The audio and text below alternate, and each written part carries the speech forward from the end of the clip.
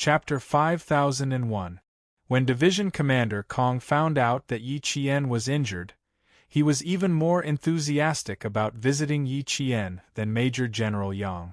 When he saw Yi Qian, Division Commander Kong first thought to himself, "This girl is really pretty." Then, with a face full of concern, he discreetly pushed Major General Yang to the side. Under Yi Qian's slightly fearful gaze, Division Commander Kong asked with concern, "Other than your leg injury, do you feel any other discomfort?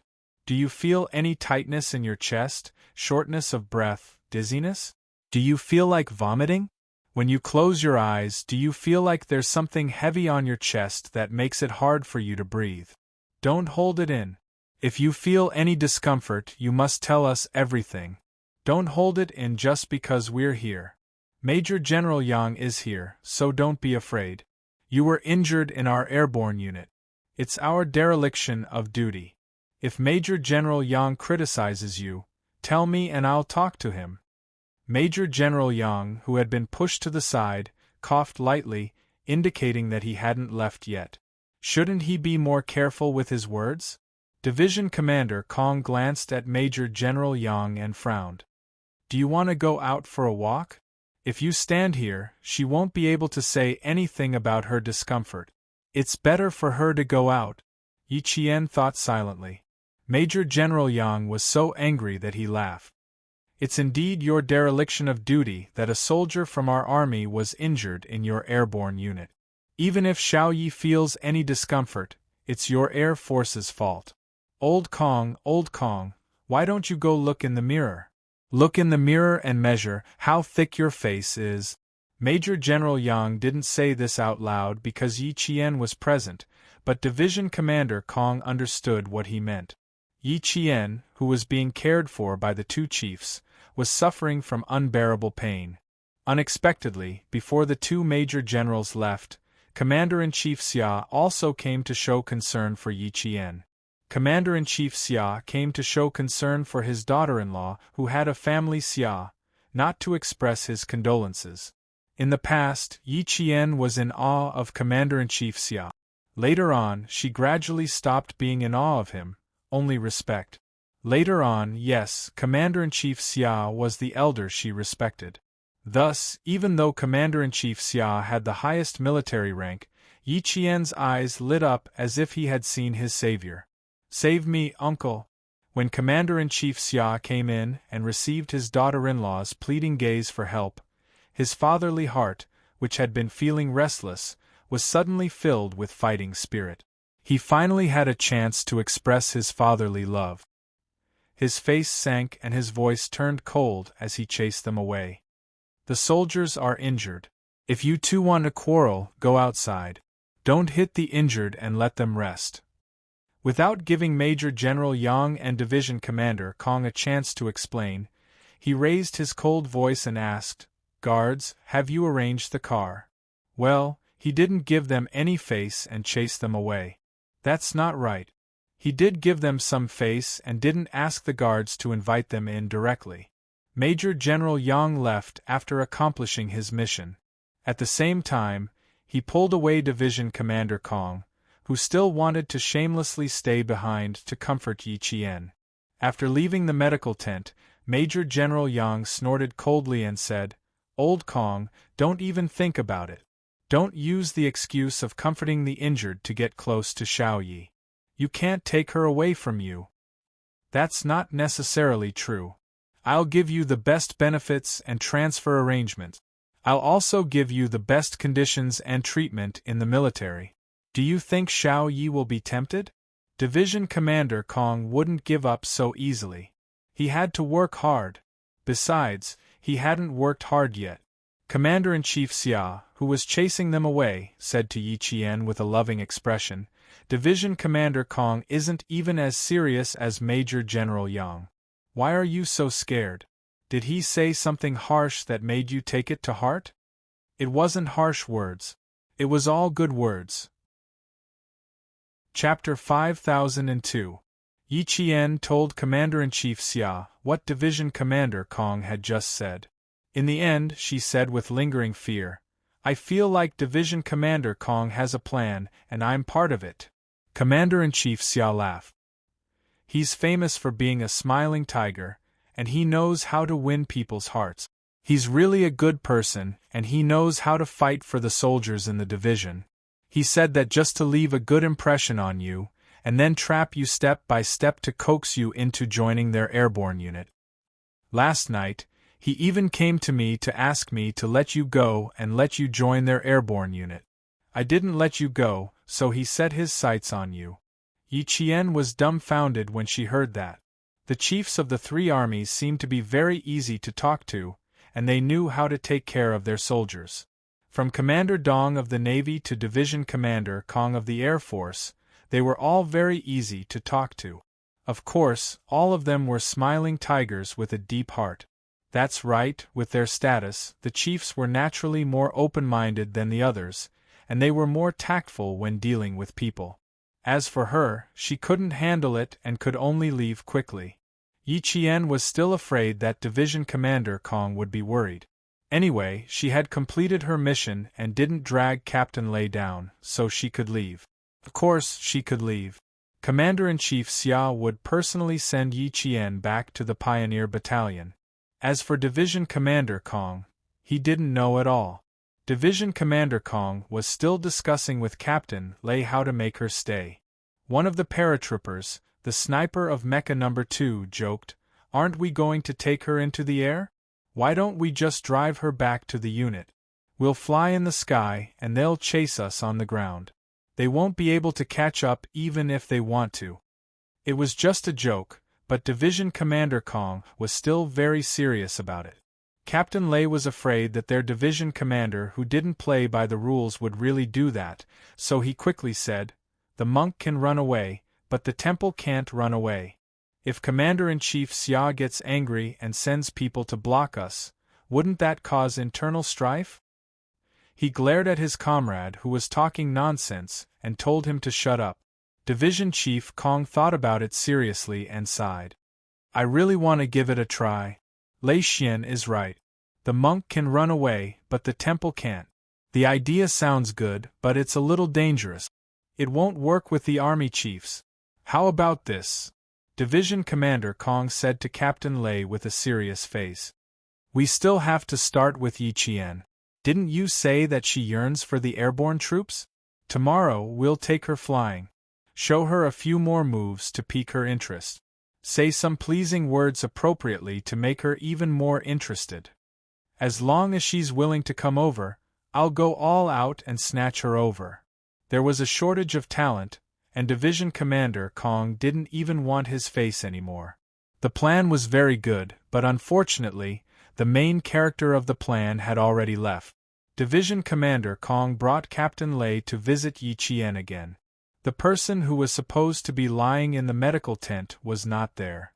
The military doctor said that the person had been gone for more than 2 hours. Division Commander Kong. He was actually a step too late. Division Commander Kong was so angry that he rushed straight to Major General Yang, and then, Major General Yang also left. Commander-in-Chief Xia was there, but did Division Commander Kong dare to cause trouble for Commander-in-Chief Xia? Of course not. Captain Lei watched Division Commander Kong walk back and forth, so he took the opportunity to bring up the proposal again. He didn't manage to catch anyone, so he thought that Major General Yang had tricked him. When Division Commander Kong returned, the first thing he did was to bring up the proposal to recruit female airborne troop. Since the army had already taken action, the Air Force, unwilling to be left behind, quickly put the proposal on a formal occasion and held rounds of related discussions. Yi Qian didn't know about these things. She didn't even tell Father Fu about her injury. Chapter 5003. Even after Yi Qian returned to the Pioneer Battalion, Father Fu did not return.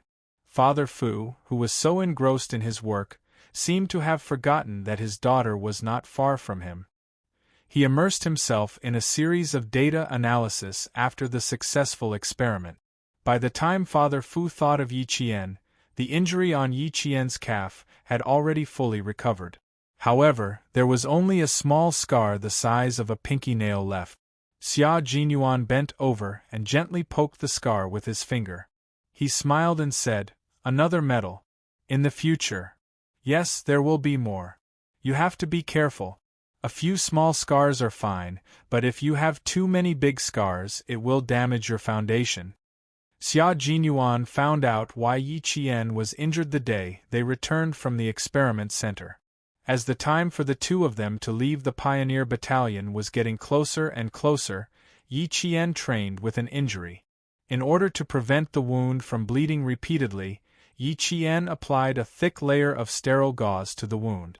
Even so, the gauze that he changed every night was still soaked with blood. Xia Jinyuan was always in charge of changing the gauze.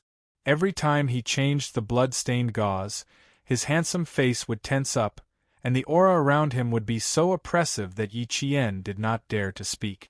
Even though Xia Jinyuan was distressed, there was nothing he could do. This was a thorny path to begin with. Sometimes, one misstep could result in bleeding and broken bones. In serious cases, they would be permanently disabled. In serious cases, they might even lose their lives. They both knew this, so there was no need to say anything. No matter how distressed they were, they had to tell each other that they were going to continue on this path together. There was no turning back. Because the wound had repeatedly healed, it naturally took a long time for it to heal. What was supposed to take half a month was dragged to more than a month. Fortunately, it was the cold season, and the wound had repeatedly healed. As long as it was properly treated and disinfected at night, there were no signs of pus. During this time, it was also thanks to Xia Jinyuan's meticulous care. Yi Qian did not feel anything about her injury. In fact, she did not even think of it as an injury. In her eyes, the real injury was like the time when she was undercover in Myanmar and almost died on the way back to China. That kind of injury was a real injury. Seeing that Xia Jinyuan was still poking at his healed wound, Yi Qian was a little worried.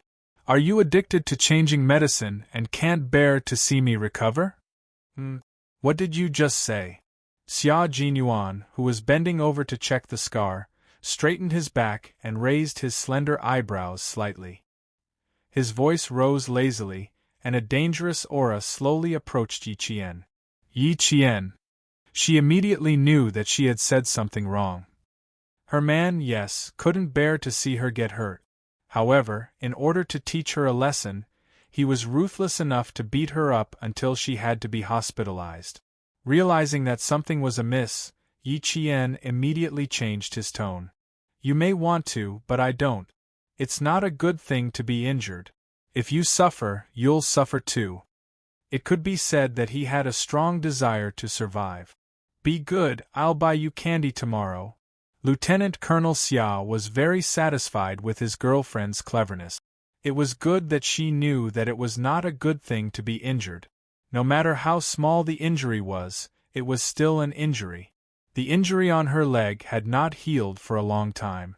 If it wasn't treated well, there would be problems no matter how meticulous the care was. Therefore, no matter how many injuries there were, it was not good, not good, not good at all. The dangerous aura slowly dissipated.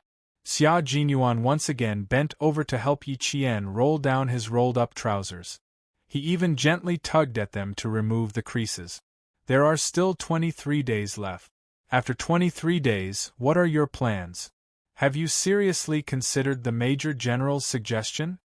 Now that Yi Qian had recovered, Xia Jinyuan brought up Major General Yang's suggestion again. It could also be considered a suggestion. Division Commander Kong had high hopes for Yi Qian. It just so happened that the airborne troops were recruiting female paratroopers. They were not recruiting new recruits, but they were all recruited from the Air Force. However, he was worried that the female paratroopers would not be able to withstand the high-intensity training and would not be able to endure the hardship. If some of them decided to quit midway, it would cause a butterfly effect and affect the determination of other female paratroopers. Division Commander Kong called Major General Yang. Chapter 5004. This time, Division Commander Kong promised that he would not hold Yi Qian back. However, Division Commander Kong's past actions made the army very worried. Even Commander-in-Chief Xia was very worried. Therefore, even though they mentioned it to Yi Qian, they did not ask Yi Qian to consider it seriously. Yi Qian knew that Division Commander Kong wanted her to stay in the airborne unit. When she met Commander-in-Chief Xia and Major General Yang, they did not ask her to consider it carefully. She really did not consider it carefully. She did not expect Captain Xia to ask her if she had considered it seriously. Yi Qian pursed her lips slightly and frowned. You want me to consider it seriously? Otherwise, he would not have asked her. Yes. Xia Jinyuan nodded. This is a very good opportunity. If it were me, I would nod and agree. I would not let such a good opportunity slip through my fingers. But the Commander-in-Chief said that after I return to the unit, I can learn in the unit. Yi Qian said, I know that my comrades in the unit can all complete the airborne mission. Since my comrades are all learning and training in the unit, why must I go to the airborne unit to learn and train? Captain Xia, aren't you afraid that they will really hold me back and not let her go? I'm very worried, but I'm not afraid. Your goal is not to become a paratrooper. Then, what do I have to be afraid of? Then what are you worried about? Yi Qian looked straight at him. He looked very serious, but there was a very faint smile in his clear eyes. Xia Jinyuan's thin lips curved. His slender body bent slightly at his waist like a taut bowstring that would shoot out a sharp sword at any time. His eyes were smiling. There was a hint of naughtiness in his smile that Yi Qian was familiar with. It made Yi Qian's heart beat faster and she felt very nervous. Those deep and unfathomable eyes gazed deeply at her with gentleness. His low and sexy voice slowly said, I'm worried that after you go over, I will become lovesick. He was very sweet and knew how to say it. His words touched Yi Qian's heart and coaxed him until Yi Qian's eyes flashed like sunlight. It was so bright that it made Xia Jinyuan's heart itch. His little fox was getting better at seducing him. That's more like it. Satisfied, Yi Qian nodded and said seriously, I thought you wanted to send me far away. That's why you were so anxious to send me to the airborne troops.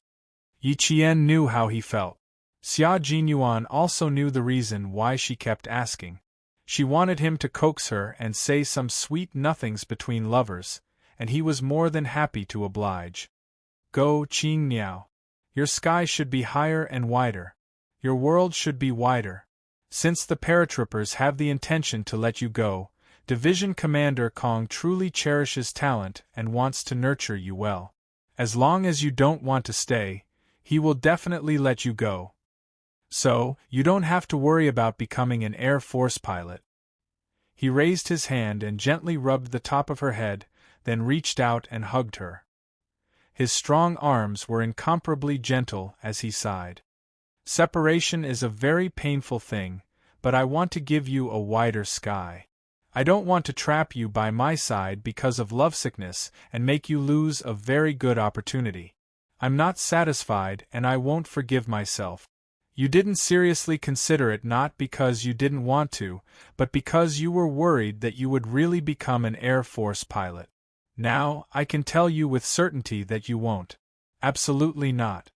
Do you know why I gave you the code name Qing Niao? Qing Niao symbolizes happiness and happiness. It symbolizes the pursuit of dreams and hopes. It is also known as the messenger of happiness. You have your own dreams and hopes, and you have never given up on pursuing them. I hope that you will be happy and blissful in the process of pursuing them. Qing Niao. Continue to fly. The sky is high and the sea is wide for you to soar. Chapter 5005. Yi Qian never knew that her codename had so many meanings. When she found out today, she was shocked for a while before she murmured, I thought. I always thought that you gave me a new codename because Big Brother gave me a codename that was unpleasant to the ears. So it actually had such a deep meaning. I just found out. Li Jinyan had originally given Yi Qian the codename Golden Phoenix. It was unpleasant to the ears and tacky, so Xia Jinyuan really didn't like it. I really don't like the codename given by the Devil King. Qing Miao, but I've already thought of letting you join the Snowfield Brigade. How could I let the Devil King replace you so casually? Speaking of the codename Li Jinyan once gave Yi Qian, Xia Jinyuan still despised it to this day. She was clearly a person as cold as a snowy mountain, so why didn't she have the slightest bit of celestial aura? That's right, the codenames of all the water demons in the Storm Brigade were indescribable. When placed on the table, what a feast of seafood! Yi Qian, who was nestled in his arms, also thought of her old codename. It was indeed unsatisfactory, but it was given by Big Brother, so she couldn't dislike it too much. Hugging her, he gently rested his chin on the top of her head and gently rubbed it. Go, Qing Miao. I always thought that you were the one chasing after my footstep. Have you never thought that one day it would be me chasing after your footsteps instead? Do you hope that such a day will come? I really hope that such a day will come. I'm already looking forward to it. He wasn't worried that the person in his arms would surpass him. He only hoped that she would fly higher and higher, so that she could see the most beautiful scenery in the world. He had always thought that Xia Jinyuan was constantly fighting for opportunities for Yi Qian. From junior high to her 4th year in the military academy, Yi Qian had many opportunities to enter the army early for training. Xia Jinyuan had never mentioned any difficulties to Yi Qian. Every time, he would just smile and tell Yi Qian what good training she had to participate in, but he never mentioned his own efforts. Now, Yi Jian's outstanding performance had won a lot of attention, which made the leaders appreciate her talent. They all thought that Yi Jian was a moldable talent who was not bound to one side. They all wanted to dig deeper into her potential so that her future path would be wider and benefit them. They also wanted to set an example for all the officers and soldiers in the army. Today, Yi Qian no longer needed Xia Jinyuan to fight for her behind her back. She no longer needed to bang on the table and go against the higher-ups, and she no longer needed to make phone calls. Based on their small friendship in the past, which he didn't know if Yi Qian cared about, he was willing to put in good words for her to learn from him. He never mentioned it to Yi Qian. When he wasn't with Yi Qian, he also never thought of using it to win Yi Qian's favor. Xia Jinyuan, the crown prince of the imperial city, had put in so much effort for Yi Qian that even his father, Commander-in-Chief Xia, couldn't imagine. Now that Yi Qian had finally walked down the path of success, one after another, arrangements that couldn't possibly fall on ordinary soldiers came one after another. How could Xia Jinyuan reject them? How could he make Yi Qian give up? With his current status, this was an opportunity that he couldn't get even if he used his family Xia as an excuse. She had to go. There was nothing else to consider. Although deep love was hard to come by, what was even harder to come by was the silent sacrifice that didn't need to be known by the lover. Xia Jinyuan was a role model for all men. With Xia Jinyuan's support, Yi Qian, who also hoped that she could learn more and be able to protect herself and her comrades, immediately decided to go to the airborne unit for training. This was a rare opportunity. If she missed it, she might not get another chance in her lifetime. Her lover was so supportive of her, so why should she give up this opportunity? Chapter 5006. And his suggestion. Yi Qian lifted her head from his warm embrace and gazed at him tenderly. If one day you're the one chasing after my footsteps, will you be proud of me? To have Captain Xia chase after her footsteps one day, she had to admit that this suggestion was really tempting. Of course. Xia Jinyuan answered without hesitation and kissed her forehead. You'll be my glory and my pride for the rest of my life. I won't feel inferior because of this. You don't have to worry. Xia Jinyuan saw through her concern at a glance. He fed her a sufficient amount of reassurance pill, on the spot so that she could be at ease and not have any worries. Yi Qian smiled. Because of his arrival, all the darkness in her life had disappeared and she was always surrounded by light. He was the sunshine of her life, the warmth of her life. The warm sunlight shone gently on Yi Qian's smiling face. Bathed in the sunlight, her beautiful face was like a pearl that had been cleansed of all dust. She was so bright that she was dazzling. My goal now is not to chase after your footsteps, but to work hard to become you chasing after mine one day. It's a deal. It's a deal. Yi Qian left his embrace and raised her right hand. It's a deal. Okay. Yi Qian's handsome face was so bright that even a top artist couldn't draw it. He was so dazzling that even Yi Qian's eyes were mesmerized. Having a handsome man at home is really pleasing to the eye. I'll go through fire and water just to make you smile. Yi Qian, who had become bold, openly flirted with Xia Jinyuan. He was her man, so she felt no pressure to flirt with him. This made Xia Jinyuan chuckle for a long time. Well, it wasn't bad to attract his baby with beauty. Yi Qian told Major General Yang, who almost threw the microphone away. Yi Qian, do you really want to go? Are you willing to do it for 2 years? What about Xia Jinyuan? Did you discuss it with him? Captain Xia asked me to go. He wants you to go? Major General Yang was surprised. This was not his style. When he first found out that Xiao Yi had to report to the Pioneer Battalion and could only go to the Snowfield Brigade after half a year, Xiao Yi had made such a fuss that he would get a headache whenever he heard his phone ring. Now that he was going to go there for 2 years, he was actually willing? Still hoping for Xiaoye to go over? Yi Qian could hear the surprise in Major General Yang's voice. He smiled and nodded. Yes, Captain Xia really wants me to go there. I also want to go there now. After all, not everyone has such a good opportunity, don't you think so? In these 2 years, she would definitely work hard to return to the team as soon as possible. If she could, she hoped that 2 years of hard work would become 1 year. Major General Yang nodded slightly. This was not a good opportunity for everyone. He was afraid that someone would change their mind halfway through. After thinking for a while, Major General Yang said in a deep voice, Division Commander Kong knows that you can't go there immediately because you're on a mission. Their selection hasn't ended yet. The soonest it will happen is a month later. How about this? You think about it carefully and seriously. After you're sure that you'll go, I'll report it to the Commander-in-Chief. What do you think?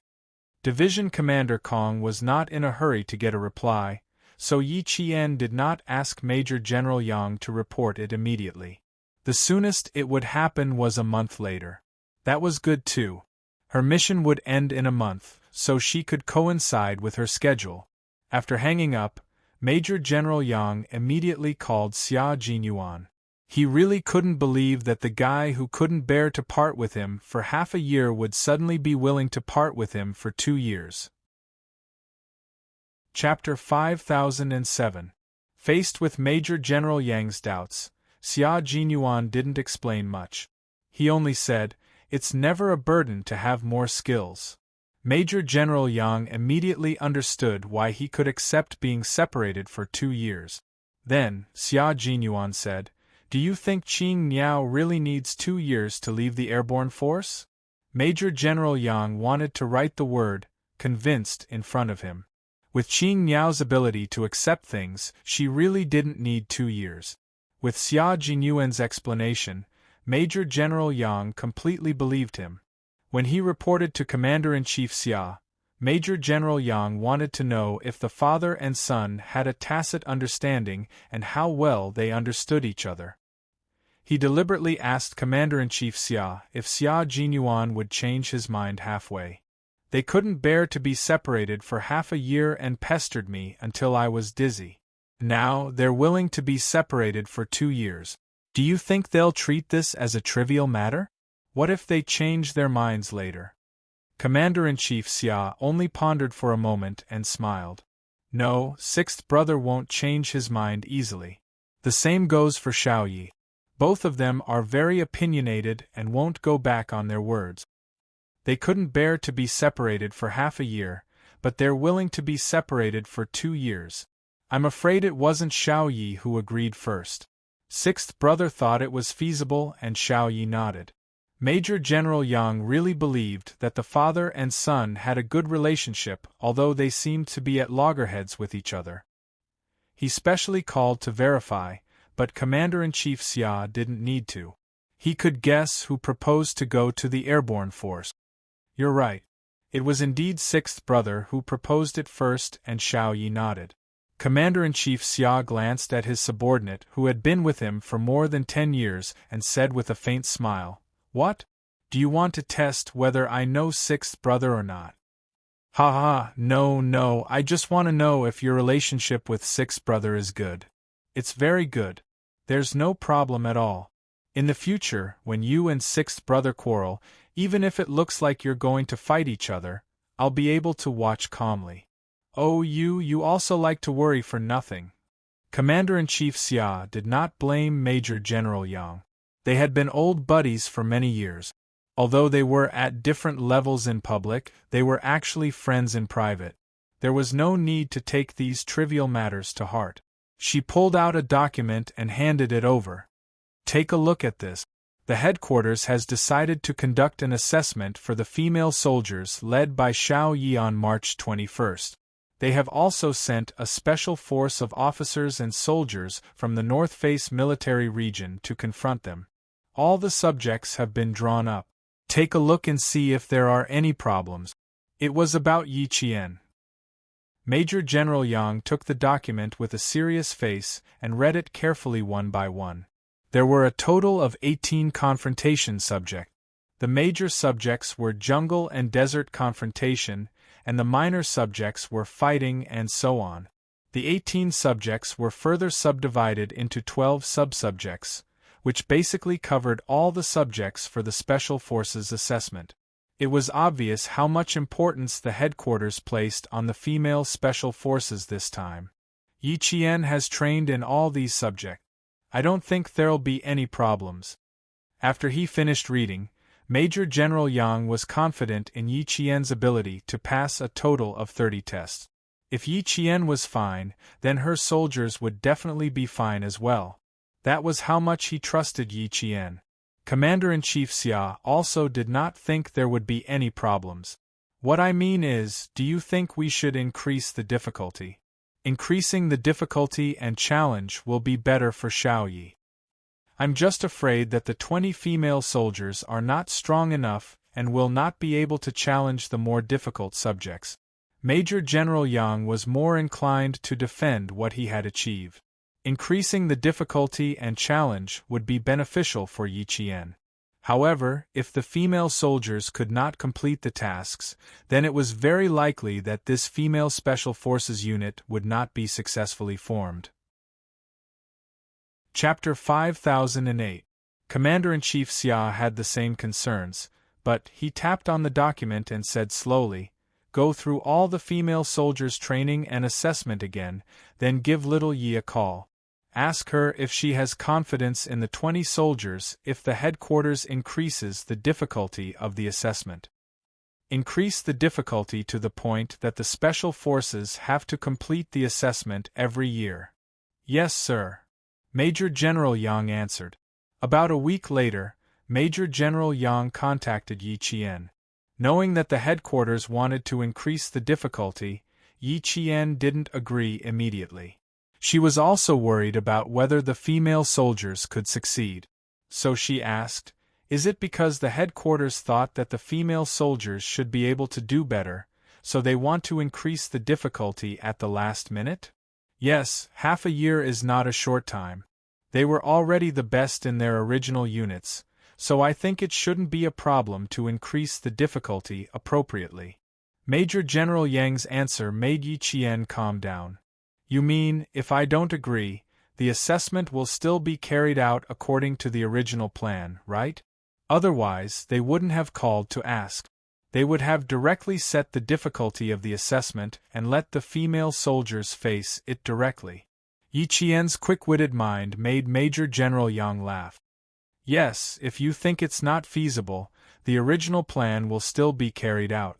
But the Commander-in-Chief and I hope that the difficulty can be increased. As long as the challenge is successful, it will be good for you and the 20 female soldiers. Yi Jian understood the key point in her heart, but she also had some concerns. The corners of her mouth slightly pursed, and she voiced her concerns. It's about the future of the female soldiers. Major General, I need to ask for their opinion first. If they can accept it, then I have no objections. Okay, you can ask the female soldiers first.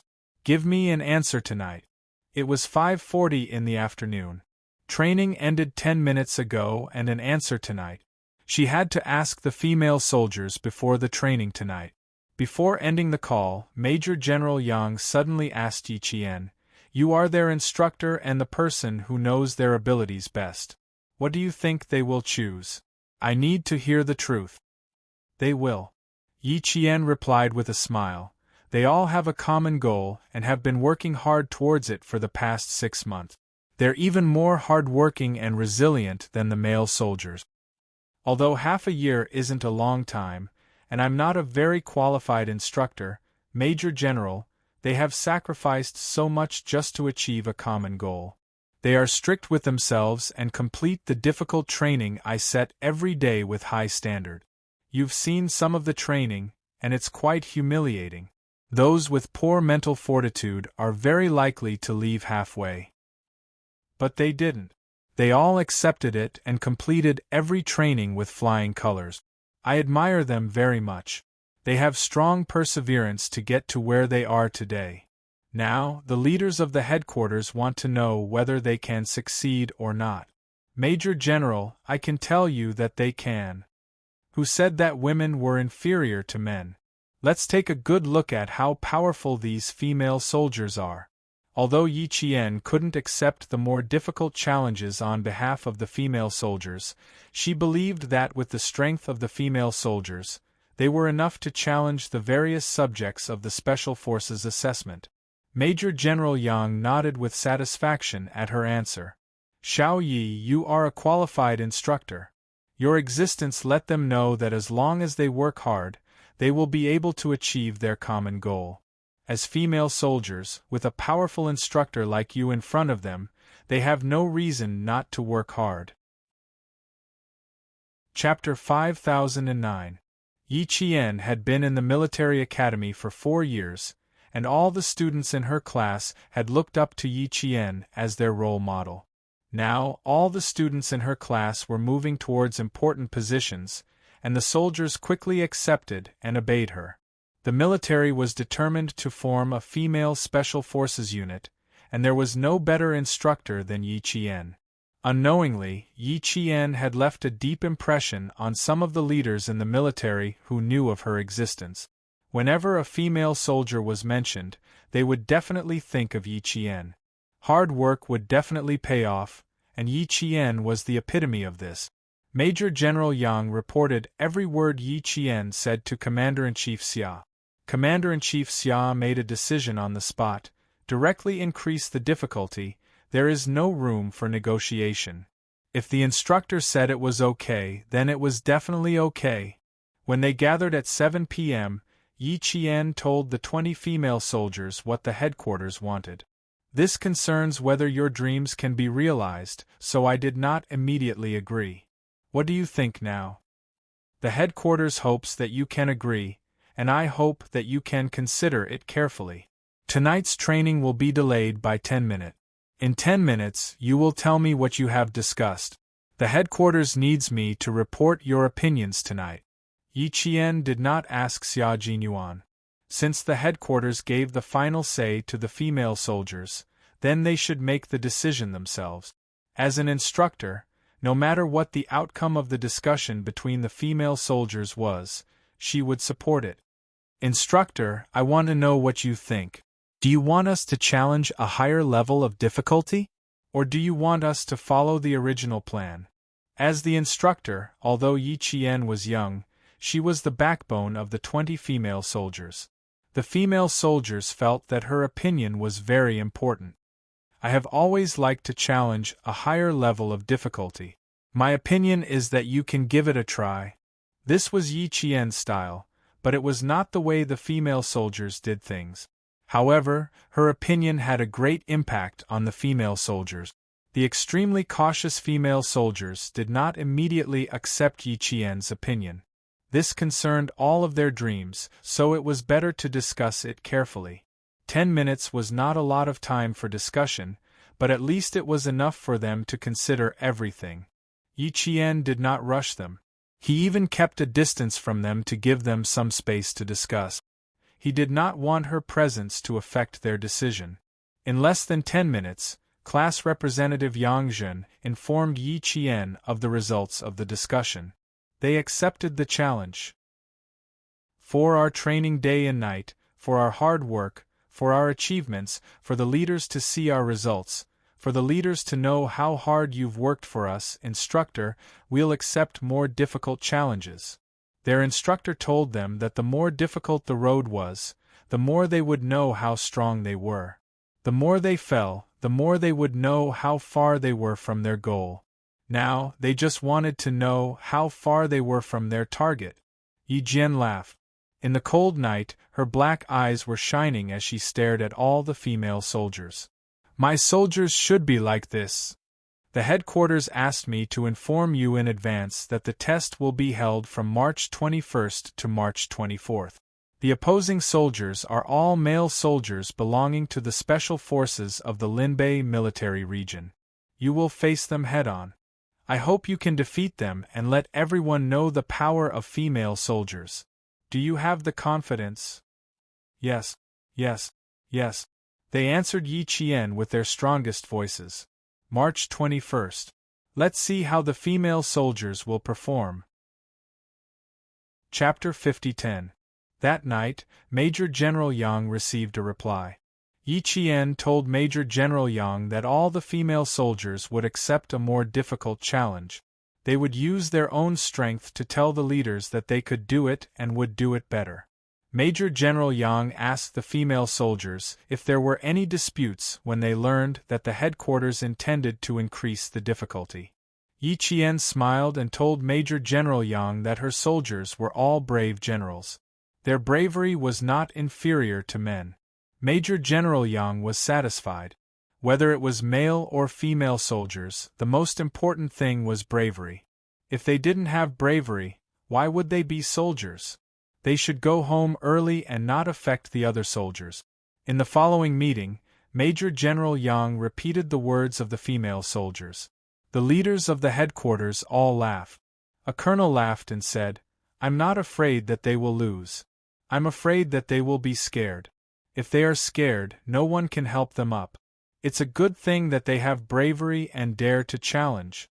Another colonel laughed and said, "These female soldiers all have a common goal. Now that the military headquarters has given them the opportunity to achieve this goal, they will naturally seize it. With their current confidence, I really think that they can establish this female special forces team. The selected instructor is good. The half a year of training has allowed us to see the progress of the female soldiers. Good soldiers also need good generals to lead them. Without good generals, no matter how good the soldiers are, they will be buried. They won't even be able to fully display their potential. The instructor is good and needs to be rewarded." The words of this colonel made the leaders in the meeting nod. They indeed needed to be rewarded. There's no rush to reward them. Let's see the results of the female soldiers first. If they are all outstanding, we must reward them well.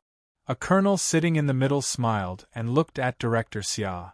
The instructor is good, the female soldiers are good. Then we will wait for the 21st of March. Commander-in-Chief, do you think we should send a message to the North Face military region in advance? Commander-in-Chief Xia, who was sitting in the seat of honor, laughed and said, "You from the North Face military region, are you afraid that your former subordinates will underestimate the female soldiers after seeing their confidence and lose?" The atmosphere of the meeting was very relaxed. Although Commander-in-Chief Xia was a serious person, when he was angry, his subordinates would hold their breaths and not dare to say anything.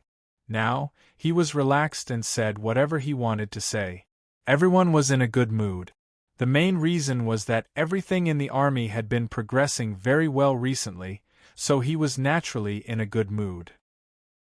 The senior colonel from the North Face military district smiled even more. It's good that you know it in your heart. If you say it out loud, it'll be bad for me. A colonel sitting opposite the senior colonel from the North Face military region joked. You still want to leak information? You're just going to stay under our noses for the next few days. You don't have to go home. I'll give sister-in-law a call later and tell her that you're going on a business trip for a few days. If he really calls the North Face military region, wouldn't he be telling all of us that he doesn't have enough confidence in the North Face military region? I'm afraid Chief of Staff Lou of the North Face military region will chase after him with a big knife and let him experience the dominance of the old leader. The colonel's teasing made the commander-in-chief Xia's smile deepen. Until the end of the meeting, all the chiefs had smiles on their faces. It was obvious that they were in a good mood. When the guards saw this, they couldn't help but laugh. It had been 5 years since the idea of forming a female Special Forces unit was proposed. 8 years ago, there was also a female Special Forces unit that was formed entirely for female soldiers. However, due to various reasons, it was disbanded and became a pity. Chapter 5011. In 1995, there were female Marines in the ranks of our country's Navy. They became the famous amphibious overlords of the Navy. They were so powerful that they only needed 2 minutes to complete the mission of surrendering. They quickly formed a combat formation, and their speed was not inferior to the male Marines. Since there was a Navy, there must be an Army too. Not only was there a need for an Army, but the Air Force was also quickly established. It could be seen how much importance was placed on female soldiers now. The female soldiers were no longer placed in logistics, communications, and clerical positions. Instead, the female soldiers, who were more tenacious than the male soldiers, were placed in the frontline combat positions. This allowed the female soldiers to show their skills and have the opportunity to compete with the male soldiers. The female soldiers cherished such an opportunity very much, because they never thought that they were worse than the male soldiers. As for the Linbei military region, the colonel from the Linbei military region did not call to inform them. Commander-in-Chief Xia did not need to inform them, so how could he inform them? If he really informed them, just like what the colonel said that day, the old leader would definitely carry a big knife into the capital to teach him a lesson. Moreover, he believed that the male soldiers from Blood Wolf Special Forces would not lose if they were sent to fight against the female soldiers. The Blood Wolf Special Forces is a special forces brigade of a certain army, and it is also a veteran special forces of our country. It is a special force that is stationed at the northernmost part of our army. It is good at fighting in cold areas, highlands, and deserts, and has made countless outstanding military achievements. It had the nature of a wolf and a tiger. The veteran special forces received such a heavy responsibility. To fight against the female soldiers, the captain of the Blood Wolf Special Forces, who received the heavy responsibility, was stunned for a long time. His eyes widened. Are you kidding? Who's kidding with you? See for yourself. The captain directly stuffed the document in his hand into the hands of the captain. Red words on the top, black words on the bottom, and there's a military emblem below. Who's kidding with you? The Blood Wolf Special Forces was different from the Snowfield Brigade. The Blood Wolf Special Forces was organized in a brigade, so there would be a captain and a captain of a small team. The captain was in charge of the small team. There were 3 squads under the small team leader. This time, the 3 squads of one of the small teams were fighting against the female soldiers. It was the captain, who was about 1.75 meters tall, with dark skin and cold eyes in front of him. He was leading the team. The special forces of the Blood Wolf Troop had participated in countless confrontations, big and small. They might not be able to count them clearly even after a long time. However, they had never fought against female soldiers.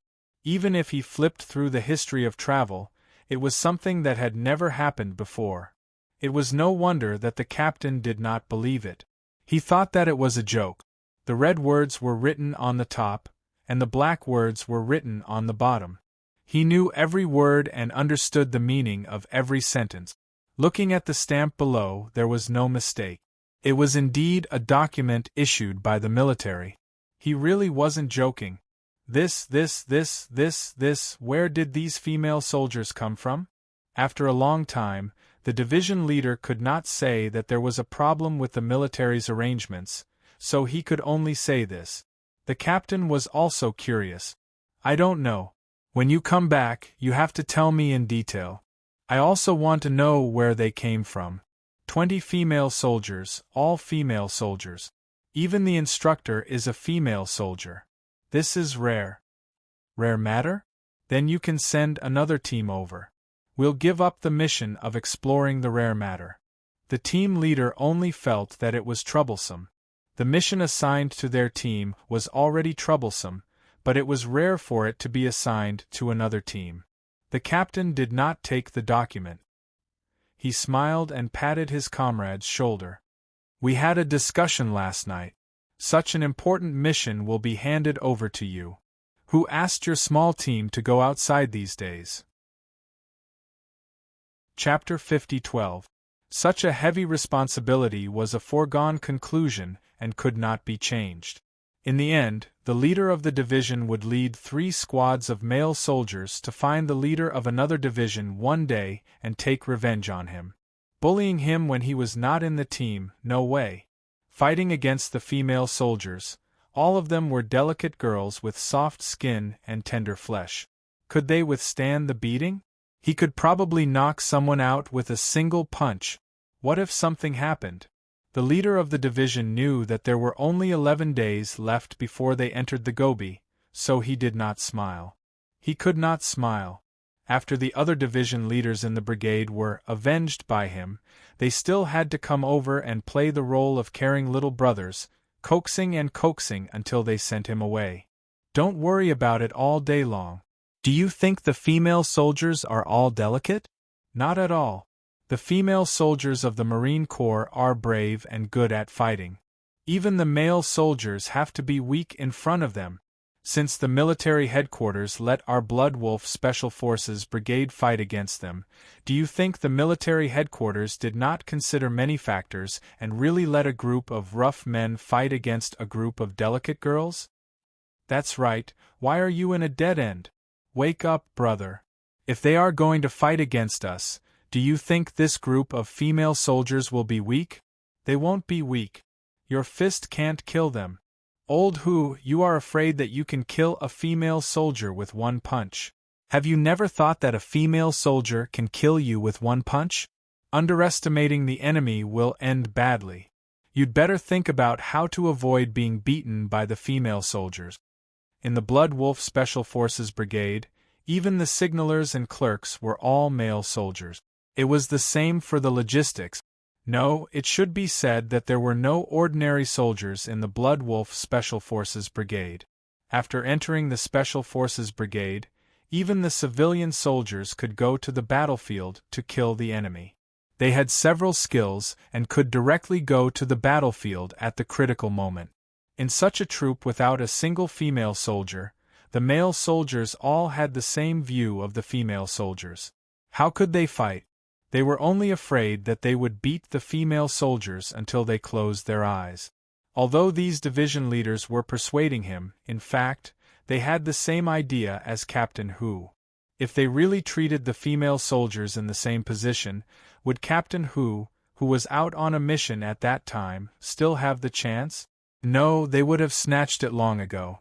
At the end of the day, the military was the world of male soldiers. It was widely believed that female soldiers were inferior to male soldiers. They had to know their limits when it came to scolding and beating. Unlike male soldiers, who could scold and beat as much as they wanted, they could turn scrap iron into fine steel. In the face of his comrade's advice, Captain Hu's expression did not improve much. However, he still listened to some words. For example, what if it was a female troop that was good at fighting? They couldn't underestimate the enemy, and when they arrived, they couldn't show a contemptuous attitude of, "Female soldiers can't do it, female soldiers can't take a beating, female soldiers are weak." Since they dared to fight against the male soldiers of the Blood Wolf Special Forces Brigade, they must have a certain level of strength. If he really did not care about the female soldiers at all, he would definitely die quickly. Even though his complexion didn't look too good, he still took this matter seriously. However, looking at the faces of his comrades who had cheated him once, Captain Who felt like sand had entered his eyes, and it hurt. He waved his hand and chased all of them out. Get lost, I don't need your advice. Are you trying to make fun of me? He didn't even open a window for you. I'm going out to broaden my horizons. You guys just stay here. When I come back, I'll tell you how powerful the female soldiers are. When the division leaders who came to persuade him heard this, they quickly looked at each other.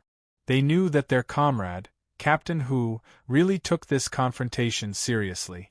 They should take it seriously.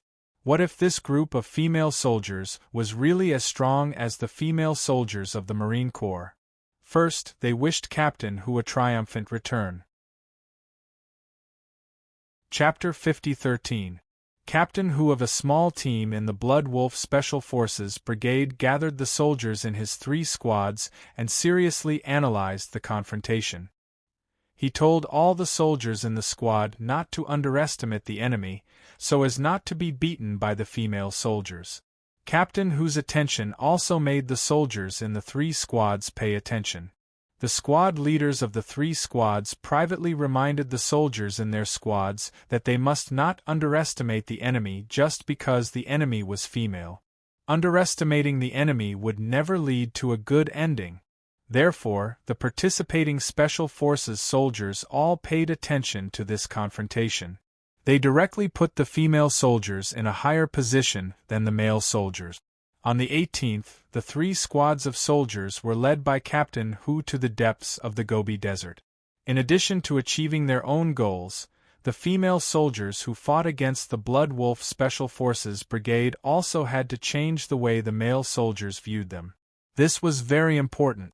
Yi Qian even directly told them to make those who thought that the female soldiers were not as good as the male soldiers and that the female soldiers couldn't do big things change their views.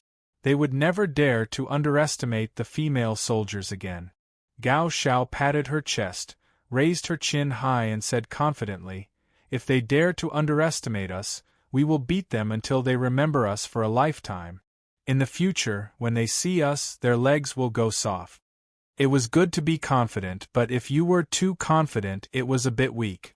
Squad leader Yang Jin said with a headache, "Do you think the male soldiers in the Blood Wolf Special Forces Brigade are recruits? The veteran Special Forces are good at fighting in cold areas, deserts, and the Gobi Desert. Their endurance and perseverance are well known in the army. You want to beat them until they remember you for a lifetime? I think you will be beaten until you remember them for a lifetime." A female soldier interrupted the squad leader's words and added a sentence. It was rest time, so they didn't pay much attention to their words. It didn't matter if the squad leader was occasionally interrupted. Chiu Tong smiled and glanced at Gao Xiao. She slowly said, "If they are remembered by her for a lifetime, then they will be miserable. Maybe she will directly chase them to the Blood Wolf Special Forces Brigade." Suddenly they all laughed. Even Yi Qian couldn't help but chuckle. "It's okay to chase them, as long as they dare to show up. Are we going to steal their husband?" "Good idea. Gao Xiao, why don't you pick a tall and handsome one and let him beat you up first, then you can chase after them?" They all laughed and fell into the arms of their comrades. Their laughter was crisp and clear, like the sound of bells in the wind, clean and bright. The day after tomorrow was their assessment date. Tomorrow, Yi Qian would personally escort them into the depths of the Gobi Desert for a 3-day confrontation. After 3 days, the results of the confrontation would be reported to the military immediately. Following that, the military would issue a document on whether or not they were qualified to form a female Special Forces team. As they laughed, someone said, "When the results are out, instructor, will you know before us?" The voice was not very loud, but the female soldiers were all sitting cross-legged, so the soft voice drifted into their ears. The laughter gradually subsided, turning from high to low. The atmosphere gradually became tense until everyone was silent. It was as if there were invisible shackles locking their laughter. Yi Qian didn't seem to notice. He smiled and replied, "When the results are out, you will know before I do." Because at that time, she had already left the pioneer battalion and left them, who had been with her for half a year. There was no mention of separation, but the smart female soldiers immediately understood. "You left before the results are out, right?" the squad leader, Yang Zhen, asked carefully. Even her voice was very soft and weak. It became even quieter. All the voices stopped abruptly, like a film that was cut off. It was difficult to move forward. Yi Qian nodded slightly and answered. Chapter 50-14. Yi Qian was afraid that saying it would make them even sadder, so he only nodded. "Then, will you still be there when we take the test?" the vice squad leader asked softly, grabbing the hand of a female soldier beside her. She was a little flustered. The atmosphere was so heavy that it was as if a rock was pressing down on everyone's head. There was no smile on their faces as they looked nervously at their instructors. The question that they had been deliberately avoiding was suddenly revealed. Before they even left, they already felt a strong sense of reluctance. Actually, as the time for the test approached, the female soldiers all knew that the time they spent with their instructors was getting shorter and shorter. It was time for them to separate. They knew it in their hearts, but no one said it out loud. It was as long as they didn't say it out loud, they wouldn't be separated. As long as they didn't say it out loud, they would still be led by Yi Qian. Now that they said it out loud, their eyes turned red before they could say anything. "Why aren't you happy? I've been leading you for half a year. Everyone knows in advance. Now that half a year is up, it's time for me to return to my unit. You guys cheer up. Don't look like you're about to cry. I'm very afraid of people crying, especially what you're afraid of really happens." Before he could finish, Gao Xiao was the first to cry.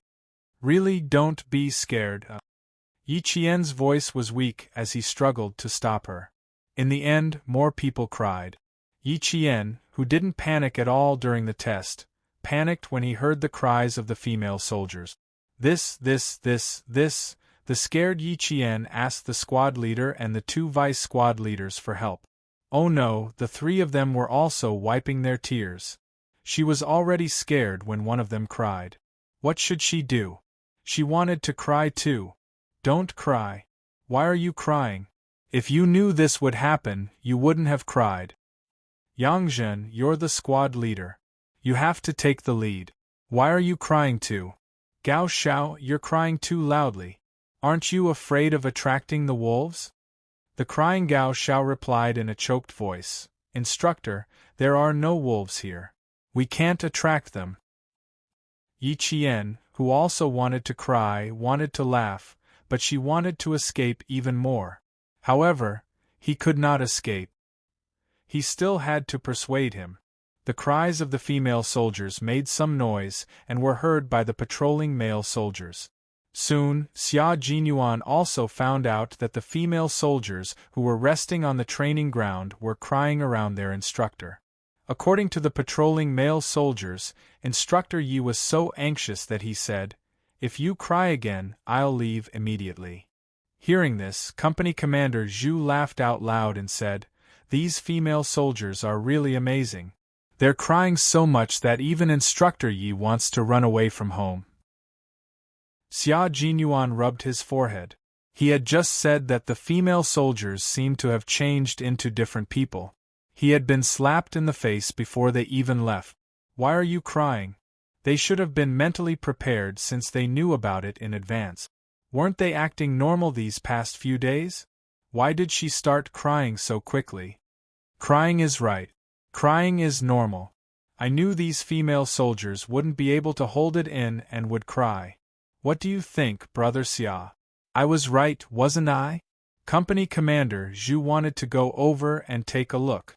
After holding it in for so long, now that the door of the raft was opened, he was afraid that she wouldn't be able to stop crying for a while. Xia Jinyuan, who thought the female soldiers would not cry, said, "They'll cry for now. When the day comes that they have to leave, they won't cry for long. Company Commander Zhu, I'll leave the important task of persuading the female soldiers to stop crying to you." After thinking for a long time, Company Commander Zhu held his breath and said, "I want to go over and say something. If you want to cry, cry all you want tonight. Don't save it any more." "You want me to persuade them? I'd better go further away."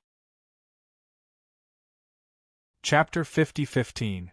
Company Commander Zhu didn't dare to show his face, but Xia Jinyuan did. Of course, he didn't go to comfort all the female soldiers. He only comforted Yi Qian. Yi Qian didn't manage to persuade her for a long time, so she just stopped and stayed with the female soldiers until they were tired of crying.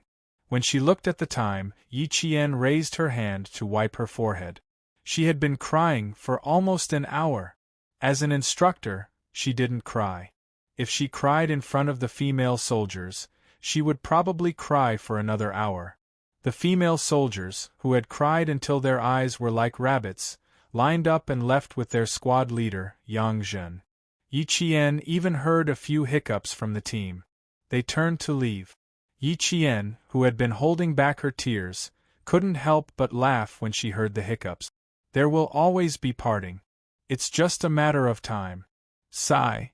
She sighed lightly and turned around to look at the tall figure that was walking towards her. Under the starry night sky, the figure that was walking over was tall and upright, and he had an immovable bearing that was like a mountain. When she saw the figure walking over, Yi Jian, whose eyes were red, revealed a wisp of a smile that was even uglier than crying. She didn't dare to cry in front of the female soldiers, but in front of him, she could let herself go.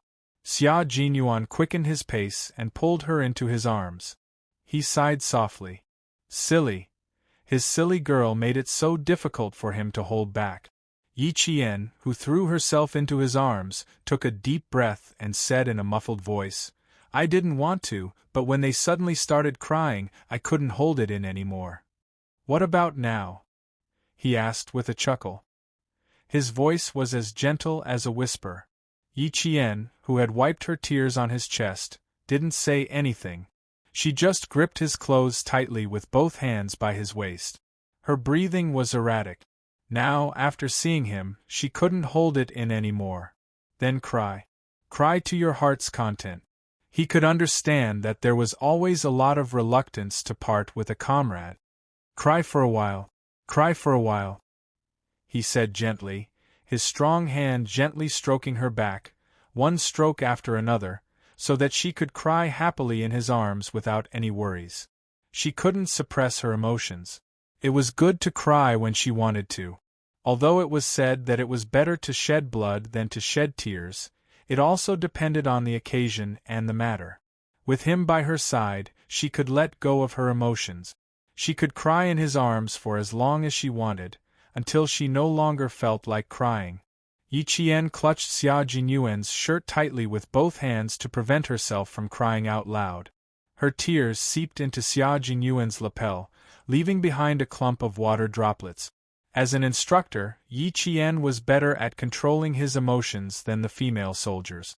He didn't cry out loud like the female soldiers. Although there were tears, he didn't let himself cry for too long. Xia Jinyuan hugged her sympathetically and sighed in his heart. Fortunately, her comrades in the Snowfield Brigade could serve until they were 40 years old. It would be a long time before she would be able to face their separation. Yi Qian, who had almost calmed down, buried her head in his chest a few times and wiped all her tears on his shirt. Only when her face was clean did she raise her head from Xia Jinyuan's arms. "I'm fine now." She even took a deep breath through her nose. Xia Jinyuan looked down and smiled at Yi Qian, whose eyes were red from crying and nose rubbing. He teased, "Did you not cry because you didn't find someone to wipe your tears with before?" My chest feels wet even when I'm wearing 3 layers of clothes. Do you think I'm a tool to wipe your tears? No way. Yi Qian sniffed and denied. I didn't want to cry. You told me to cry, so I couldn't hold it in. Chapter 50:16. He was the one to blame. Okay. It's all my fault. Now that you're done crying, do you feel better? As an ordinary man, he gently coaxed his girlfriend. He hugged Yi Qian like a towering tree, shielding Yi Qian from the wind and rain. His arms had always been Yi Qian's harbor. It wasn't the first time her boyfriend cried. In the past, Yi Qian would feel a little embarrassed, but now she was still a little embarrassed. But she could still speak normally. On the day we leave, let's leave secretly in the middle of the night. Don't let them know, Yi Qian suggested. She didn't want to face separation. If she left quietly, she could still control her emotions and wouldn't have to see the female soldiers sad. Xia Jinyuan's eyes were full of smiles. Okay, we'll do as you say. He originally wanted to leave in the middle of the night and wanted to ask for her opinion. Since she had suggested it herself, he decided to leave in the middle of the night. The female soldiers couldn't bear to leave, and so did the male soldiers. The different male soldiers had already talked about it half a month ago. At that time, the 7-feet-tall rough men's eyes all turned red. It was only because he had a premonition and ordered them to run 3 kilometers that he didn't see them cry. The rough men didn't cry the way the female soldiers did. The female soldiers could cry as much as they wanted, but the rough men wouldn't let themselves cry. They would only grin until their faces were unrecognizable. They wouldn't let themselves cry even if their faces were covered in tears. On the 20th, 2 military trucks left the Pioneer Battalion and headed to the depths of the Gobi Desert. It was also a no-man's land. It was so barren that even during the day you would feel as if you were the only one in the world. During the 3-day confrontation, you must protect your water source well. The male soldiers of the Blood Wolf Special Forces Brigade are good at fighting in the Gobi Desert. They know the importance of water sources. Once we confront them head-on, the water source will be their first target. They set off 6 days early in the morning and arrived at the assembly point at 9 at night. Sitting in the tents, Yi Qian, as the instructor, once again and for the last time, provided her combat experience to the female soldiers. Yi Qian was no stranger to battles in the Gobi Desert. The combat experience she provided was all her own, which was very useful to the female soldiers. The female soldiers listened attentively, memorizing every word Yi Qian said. You have to choose a good place to rest at night. First, you have to choose a good place to rest. First, you have to choose a good place to attack and defend. First, you have to choose a crescent-shaped terrain with high ground and low ground. Also, you have to have cover at your back. Arrange for 3 people to stand guard. When they were resting, they also needed to arrange for open and hidden sentries. When they were fighting, they also needed to distinguish between the 2 forces. The terrain of the Gobi Desert is complicated, and there are many ways to fight. The dark sentries will always be your reserve force and backup. Do you understand? Understood. Understood. Understood. Now let's talk about your division of labor. Gao Shao, Qiu Tong, Fu Linghua, Wang Yu. The 4 of you will be the main assault force. It was already late at night. Yi Qian, who was about to leave, was still seriously making arrangements. She knew that the female soldiers in front of her had put in a lot of effort to become Special Forces soldiers and to establish the first female Special Forces team in China. Therefore, she wanted to use her own ability and her own hands to push them forward so that they could realize their dreams. Now, their dreams were close at hand. Their goal was right in front of them. They were just waiting for them to get there. Chapter 50:17. The male soldiers of the Blood Wolf Special Forces will most likely ambush you. Instead of waiting for death, why don't you take the initiative to attack? If you discover the traces of the male soldiers and determine their direction of movement, you can attack them directly. Of course, we can't rule out the possibility that they are deliberately baiting you. At this time, you have to first determine if it is a trap or not. Don't act rashly. Gao Xiao, you are the most impatient. Qiu Tong, you are calm. Work harder and watch her closely. Yes, instructor, Qiu Tong replied solemnly. Gao Xiao replied seriously, Instructor, don't worry. I will not be a burden to the class. I believe that you can do better. Yi Qian smiled and looked at her. His eyes were full of encouragement. He then looked at all the female soldiers. Yi Qian smiled and said, I believe that you will do better. Your dreams have already bloomed and your goal is right in front of you. You will definitely take good care of this rare and only opportunity. Her voice was not loud. It was clear and shallow like a stream flowing in a mountain stream.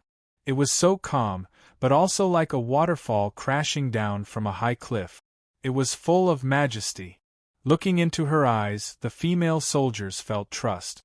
Listening to her voice, the female soldiers felt strength. Hearing every word she said, the female soldiers felt passion. They were trusted, had strength, and were full of passion for the future. They believed that they could do it. 20 hands stretched out. They stacked on top of each other's hands. Finally, Yi Qian placed his hand on top of Yang Zhen's hand. I wish you all success. I wish you all no regrets. I wish you all victory. 1, 2, 3. 21 hands pressed down and released at the same time. They were fighting for their dreams and for their goal not far away. The male soldiers of the Blood Wolf Special Forces Brigade finally arrived at the rendezvous point. They also saw the tents at the rendezvous point. It was midnight. They couldn't drive into the rendezvous point. After the male soldiers got out of the car, Captain Hu strode to the jeep in front of them. Before he got close, the door of the jeep opened and a pair of slender legs stepped out of the car. When Xia Jinyuan got out of the car, he heard footsteps approaching. He looked up and saw Captain Hu walking towards him.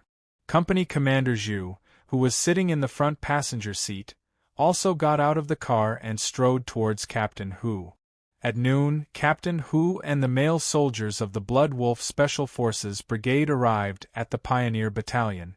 After a short rest, they set off again and only arrived now.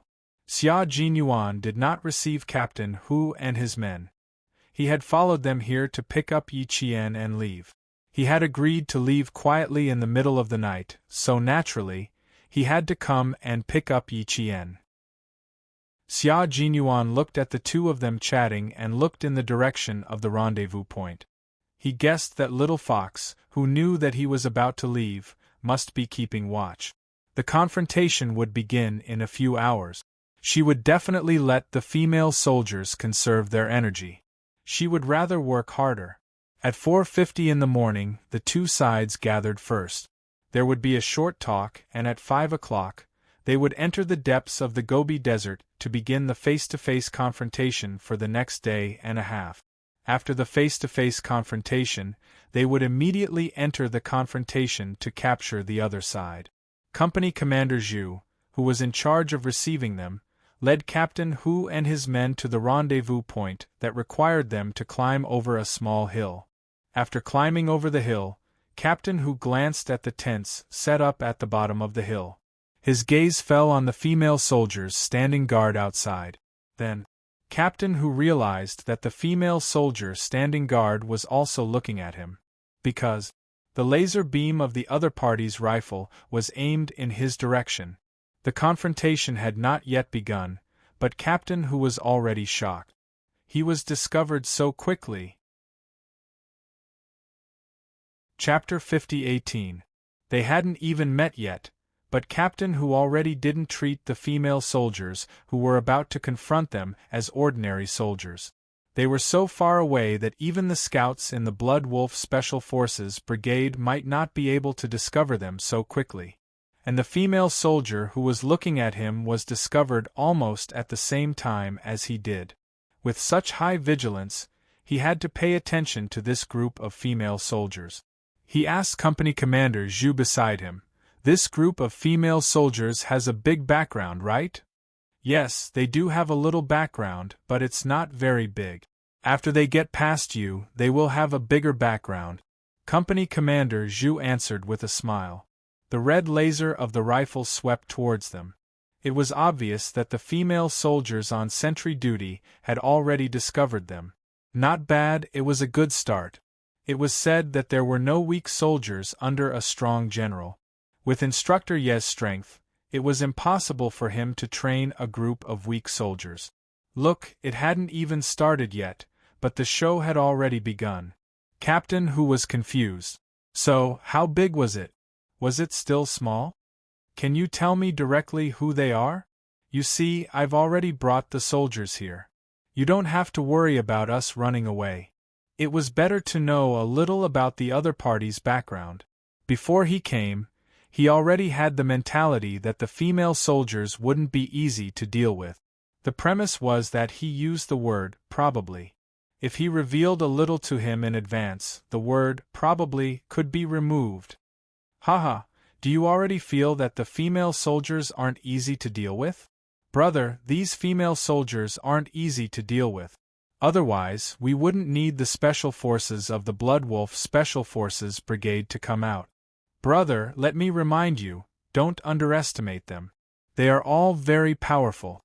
Not all of my soldiers are better than you, but there are a few who are tough. But they didn't have much of an advantage against them. Company Commander Zhu, who had seen the changes in the female soldiers, now sincerely believed that the female soldiers were very powerful. He believed that they shouldn't underestimate them just because they were female soldiers. If they underestimated them, they would be slapped in the face by the female soldiers at any time. When Captain Hu heard this, he immediately erased the word, probably not easy to deal with, leaving only, probably not easy to deal with. How difficult would it be to deal with them? He had to try to find out.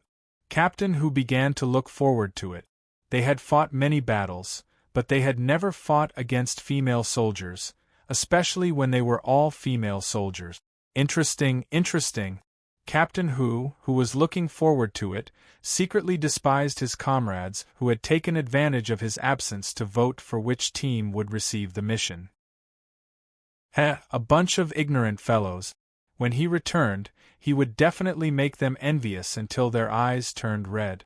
Company Commander Zhu did not recognize the female soldier who spotted them at first sight, but Xia Jinyuan, who was accompanying them, did. At such a distance, the sentry only had a vague shadow, but Xia Jinyuan still recognized who it was at first glance. As he had guessed, that silly girl of his family was standing guard. She didn't tell the female soldiers how reluctant she was to part with them, but she always used her actions to tell the female soldiers how reluctant she was to part with them as an instructor. If only the female soldiers could understand her and understand her. When they came down from the hill, Captain Hu whispered to the squad leaders of the 3 squads, "Just now, I heard from Company Commander Zhu that they are not a group of ordinary female soldiers. Each of them has some background. Later, remind the soldiers in the squads not to underestimate them. They must take them seriously." Understood. Understood. Understood. Chapter 50-19. The squad leaders of the 3 squads nodded. They had also noticed the rifle laser that was aimed at them. Although the red dot didn't hit them, the red dot was still shining in their direction. At the foot of the mountain, Yi Qian looked at the black dot that was gradually getting bigger. The vice squad leader who was on sentry duty with her entered the tent to wake up the female soldiers who had already woken up. When the male soldiers of the Bloodwolf Special Forces approached, the 20 female soldiers stood neatly in the small space in front of the tent. Each of them held a gun and looked solemn, making them feel pressured. They weren't ordinary female soldiers. This group of female soldiers was definitely not ordinary. The male soldiers of the Bloodwolf Special Forces all tensed up. Even their steps became more forceful. The female soldiers were so imposing, how could they fall behind? Yi Qian's gaze never fell on Xia Jinyuan. Her gaze was always on Captain Hu. When she got closer, her gaze slowly fell on Xia Jinyuan. The two of them looked at each other and nodded slightly as a greeting. She knew why he was here. Instructor Yi, this is Captain Hu for this confrontation. These three are the squad leaders of the 3 squads in Captain Hu's team. Company Commander Zhu introduced everyone to familiarize themselves with each other. This is Instructor Yi from our female squad. Behind her are the female soldiers who will be fighting against the Blood Wolf Special Forces Brigade tomorrow. Come. I believe everyone should get to know each other. Hello. Yi Qian and Captain Hu reached out their hands at the same time and withdrew them at the same time. The male soldiers lined up and walked from the beginning to the end to shake hands with all the female soldiers. The confrontation hadn't started yet, so everyone was polite. There was no need to directly confront each other when they met. At the moment, everyone was still in the same army.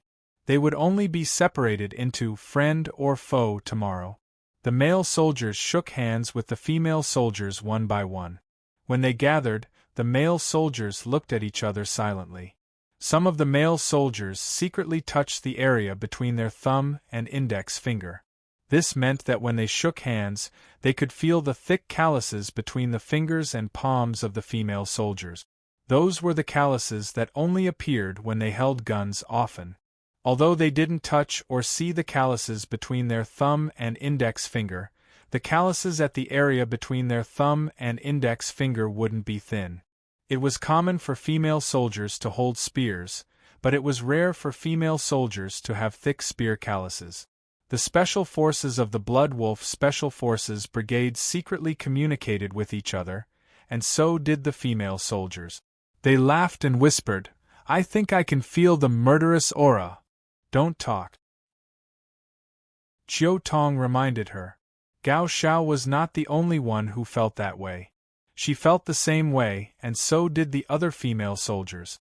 Their expressions gradually tensed up, knowing that a tough battle awaited them. After a brief introduction, the male soldiers quickly set up their tent. The female soldiers wanted to help, but the male soldiers declined with a smile. Yi Qian then had the female soldiers return to their tents to rest, leaving 2 female soldiers to keep watch while he walked out of the tent.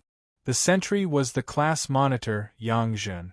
When she saw Yi Qian come out of the tent, her heart tightened and she couldn't help but call out, "Instructor Yi." She seemed to have sensed something.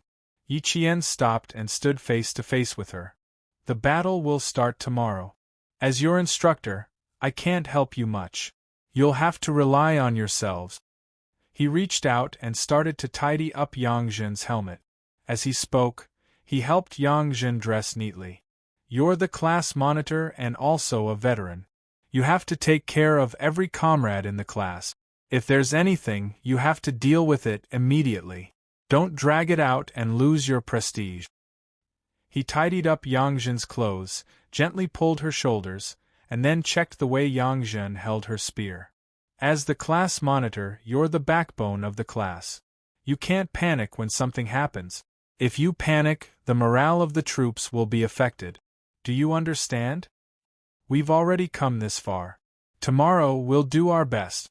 There's no need to feel any psychological pressure. Turn pressure into motivation. Do something and let the military know your strength. As for me, I'll wait here for your news. I'll talk to Company Commander Zhu at the front. I'll come back later." Yang Zhen's face was already covered in tears, but she was now a sentry, so she couldn't even cry out loud. She really wanted to ask, "How late will it be if you come back later?" But she didn't have the courage to ask. Chapter 50-20. Yi Jian knew that the class monitor, Yang Zhen, already knew that they were going to leave soon. Otherwise, she wouldn't have opened her mouth the moment she walked out of the tent. She knew, and that was why she couldn't bear to leave. After this, the mountains are high and the water is far away. Take care of each other. Yi Qian, who was helping Yang Zhen tidy up her clothes, raised his hand one last time and patted Yang Zhen's shoulder. He didn't use much strength, but it was powerful enough to give Yang Zhen the motivation to move forward. Instructor Yi. Yang Zhen's lips trembled as tears streamed down her cheeks. Yi Qian put his index finger to her lips, smiled, and made a shu gesture. Yang Zhen, whose eyelashes were trembling, closed her eyes tightly and swallowed the thousands of words that were about to come out of her mouth. Half a year. Half a year was so short that they didn't seem to have a deep understanding of each other before they were about to part. Yi Qian walked to the side of another female soldier who was standing guard. The female soldier had already cried until her clothes were soaked with tears. She gripped the steel spear tightly in her hands, and all the sadness was in her hands that were tightly gripping the spear, the veins on the back of her hands bulging. Do you still remember that day when you came to report to the Pioneer Battalion? All the passengers on the train were very friendly because you were a female soldier, and there were even children who gave you snacks. Trinku, you will definitely receive more snacks and more kindness in the future, because the people know that as a soldier, you are their guardian angel, and they can rely on you in times of danger. Hold the spear in your hands tightly and stand guard for every shift. You will not fall in the wind and rain, and the female soldiers will be resolute. Half a year flashed by in front of her eyes. Their past interactions had faded into memories that were forever engraved in her mind. From now on, the past would not be repeated. From now on, they might not have the chance to meet again. The female soldier Cheng Ku gripped the spear in her hands even tighter, and nodded vigorously in response to the young and strict instructor who was tidying her clothes. She definitely would. Stand guard properly. When it's time to retire, rest well. There will be a tough battle waiting for you tomorrow. Yi Qian, who had finished dressing the female soldiers, took a step back. The smile in her eyes was like water that contained deep power, surrounding the female soldiers. Cheng Ku could feel the tranquility and majestic power in her eyes. Yi Qian turned around and left the tent step by step without looking back. After walking about 3 to 5 meters away, his firm footsteps suddenly stopped. His hands, which had been moving naturally with his body, suddenly curled into fists. Behind her, there were not only 1 or 2 pairs of eyes that were sending her off, but also countless pairs of eyes that were sending her off. Salute! The dry and chilly wind in the Gobi Desert made neat and powerful sounds. The 20 female soldiers gathered and stood as usual. This time, they didn't wait for their instructor to come, but watched their instructor leave. Yi Qian stopped in her tracks and raised her head to take a deep breath. Then she smiled brightly. She left empty-handed without looking back, but she raised her right hand and waved in the air. Goodbye, female soldiers who are fighting for their dreams. Xia Jinyuan, who was standing in front waiting for Yi Qian, saw this and his eyes darkened. He sighed softly. He reached out his hand and gently wrapped it around her trembling hands. How can you be so sentimental? We will have to separate more in the future. Every time you put in so much emotion, it will be harmful to your body if your emotions fluctuate too much. He spoke softly and his tone was full of heartache. Yi Qian's other hand gripped Xia Jinyuan's sleeve tightly. Her back, which was originally straight, was now leaning towards Xia Jinyuan. This is my first real training. Chapter 50-21. It was her first real training session. She treated these 20 female soldiers as her own soldiers, and her heart ached for them as her own soldiers. They spent more than 100 days with each other, experiencing joy and pain together. From now on, those days would become a permanent thing of the past, and they could never go back. Just thinking about it made her sad. I thought I was strong enough, but I didn't expect that at this moment I wouldn't even have the courage to turn back. Xia Jinyuan tightened his grip on her hand. As always, whenever Yi Qian was sad, he would always be Yi Qian's support. Every first time is unforgettable, but it's also a necessary part of our life. It may be sad or it may be happy. Regardless of whether you're happy or happy, the memories we share will never disappear. When you look back on them in the future, you'll realize that even sad memories are blissful things. Because we once had a group of comrades in our lives. They left behind the most vivid colors in our limited lives, and they're unforgettable. Life is dull, and the existence of our 7 emotions and 6 desires dye it with color. There's gray, there's bright, there's colorful, there's spring, summer, autumn, and winter, and the cycle of the 4 seasons. We enjoy the color of life, the cycle of the 4 seasons, until we reach the other side of life. When we look back, we'll have no more regrets. Without a doubt, Xia Jinyuan was very good at counseling Yi Qian. With his guidance, Yi Qian's chaotic emotions gradually calmed down, and he unconsciously withdrew his left hand that was grabbing onto Xia Jinyuan's sleeve. Xia Jinyuan was right. Human life was dull, and the existence of the 7 emotions and 6 desires was to add color to life. Whether it was gray or bright, it was because of their existence that there would be no regret. Let's go. Your journey has ended.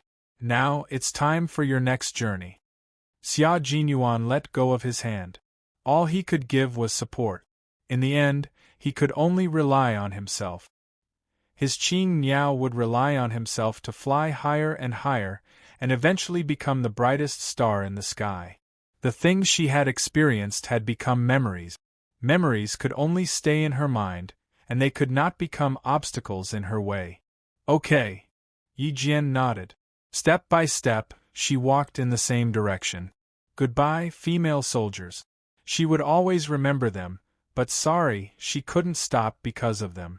She still had a long road ahead of her to conquer, and there were many people and things waiting for her to experience. The cycle of the 4 seasons until the end of her life. The slender figure walking into the darkness ahead didn't look back. Even if there were gazes behind her, she didn't look back. She left without looking back, causing the female soldiers' tears to fall like rain. She left just like that. Their instructor left just like that. The slender figure gradually turned into a black dot, until they could no longer see her. Yang Jin turned around and faced the female soldiers. Comrades, our tough battle is about to begin.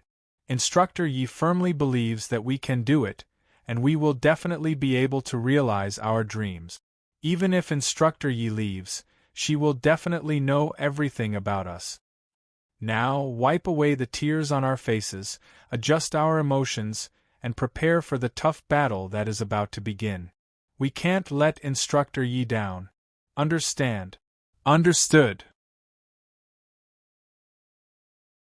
Chapter 50-22. Orderly voices answer Yang Jin. After a while, the female soldiers with red eyes wipe away their tears. They will not let their instructor down. They can do it. Captain, the female soldiers are in high spirits. We have to be careful. The male soldier from the Blood Wolf Special Forces Brigade, who had been paying attention to the female squad leader, said in a low voice. The sudden departure of the leader stimulated the female soldier's fighting spirit. It's strange. The confrontation is imminent. Why did the instructor leave at the last minute? Is it a strategy? Isn't he afraid of losing morale? The male soldiers from the Blood Wolf Special Forces Brigade who didn't know much about the female soldiers were confused. There were still a few hours before the confrontation began. The instructor who was supposed to stabilize the soldiers' morale had left. What kind of strategy was this? Captain who didn't know either. The instructor has left, but the company commander is still here. How can morale be broken? Although Captain who didn't know, he said, the instructor is only in charge of training. The real backbone is still the company commander. With the company commander around, the female soldiers will naturally look for the company commander if they have any problems. Company Commander Zhu expressed that he really didn't care about anything. He was just here to be a mascot. Well, actually, he was also here to stabilize the soldiers' morale. The mascot smiled and sighed in response to Yi Qian's request. Instructor Yi, let me tell you the truth.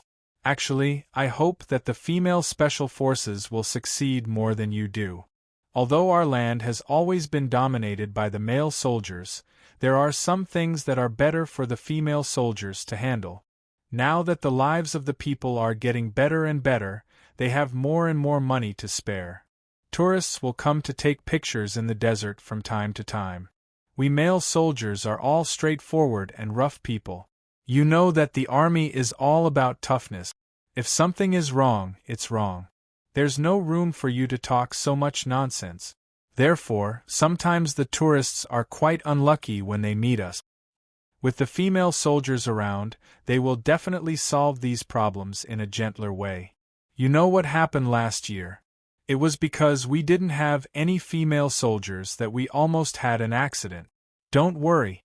Since I'm here, I will definitely keep an eye on the female soldiers and spur them on. If there are any problems, I will definitely deal with them in time. I won't delay them. Sai, actually, I also want you to stay. I just don't understand why the military wants you to leave at this time. Isn't this making the female soldiers lose their backbone? Weaning isn't that urgent, is it? Xia Jinyuan coughed softly. Company Commander Zhu's last sentence was a little rough. He was worried that Yi Qian would feel awkward if he heard it. Yi Qian felt a little awkward when he heard this. He smiled and said, I can understand why the military chose this time to let me leave. They mainly wanted to see how the female soldiers would react. It doesn't matter if I, the instructor, am present or not. If their strength is limited to my presence, then things will be troublesome. Once I leave, it would be perfect if I can stimulate their potential and bring it out better. If that's the case, then as the company commander, I can rest assured. Company Commander Zhu said as he looked at his watch. It was getting late. It's getting late. You and Captain Xia have to take turns driving. I'll drop you off here. If there's a chance, let's meet again. I don't know if there's a chance, Company Commander Zhu added sadly in the end. Yi Qian nodded. Of course there will be a chance. If there's a chance, I still want to come back and visit the female soldiers. I hope that Company Commander Zhu will let me go when the time comes. I don't want to be rejected by Company Commander Zhu because of the trouble I've brought to the camp over the past 6 months. Chapter 50-23. Although it was a joke, it was also a way to leave an opportunity for the future. What if she came back to visit the female soldiers in the future? Company Commander Zhu heard this and said very seriously, I will welcome you from 10 miles away.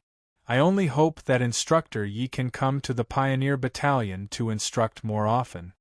Company Commander Zhu was speaking from the bottom of his heart.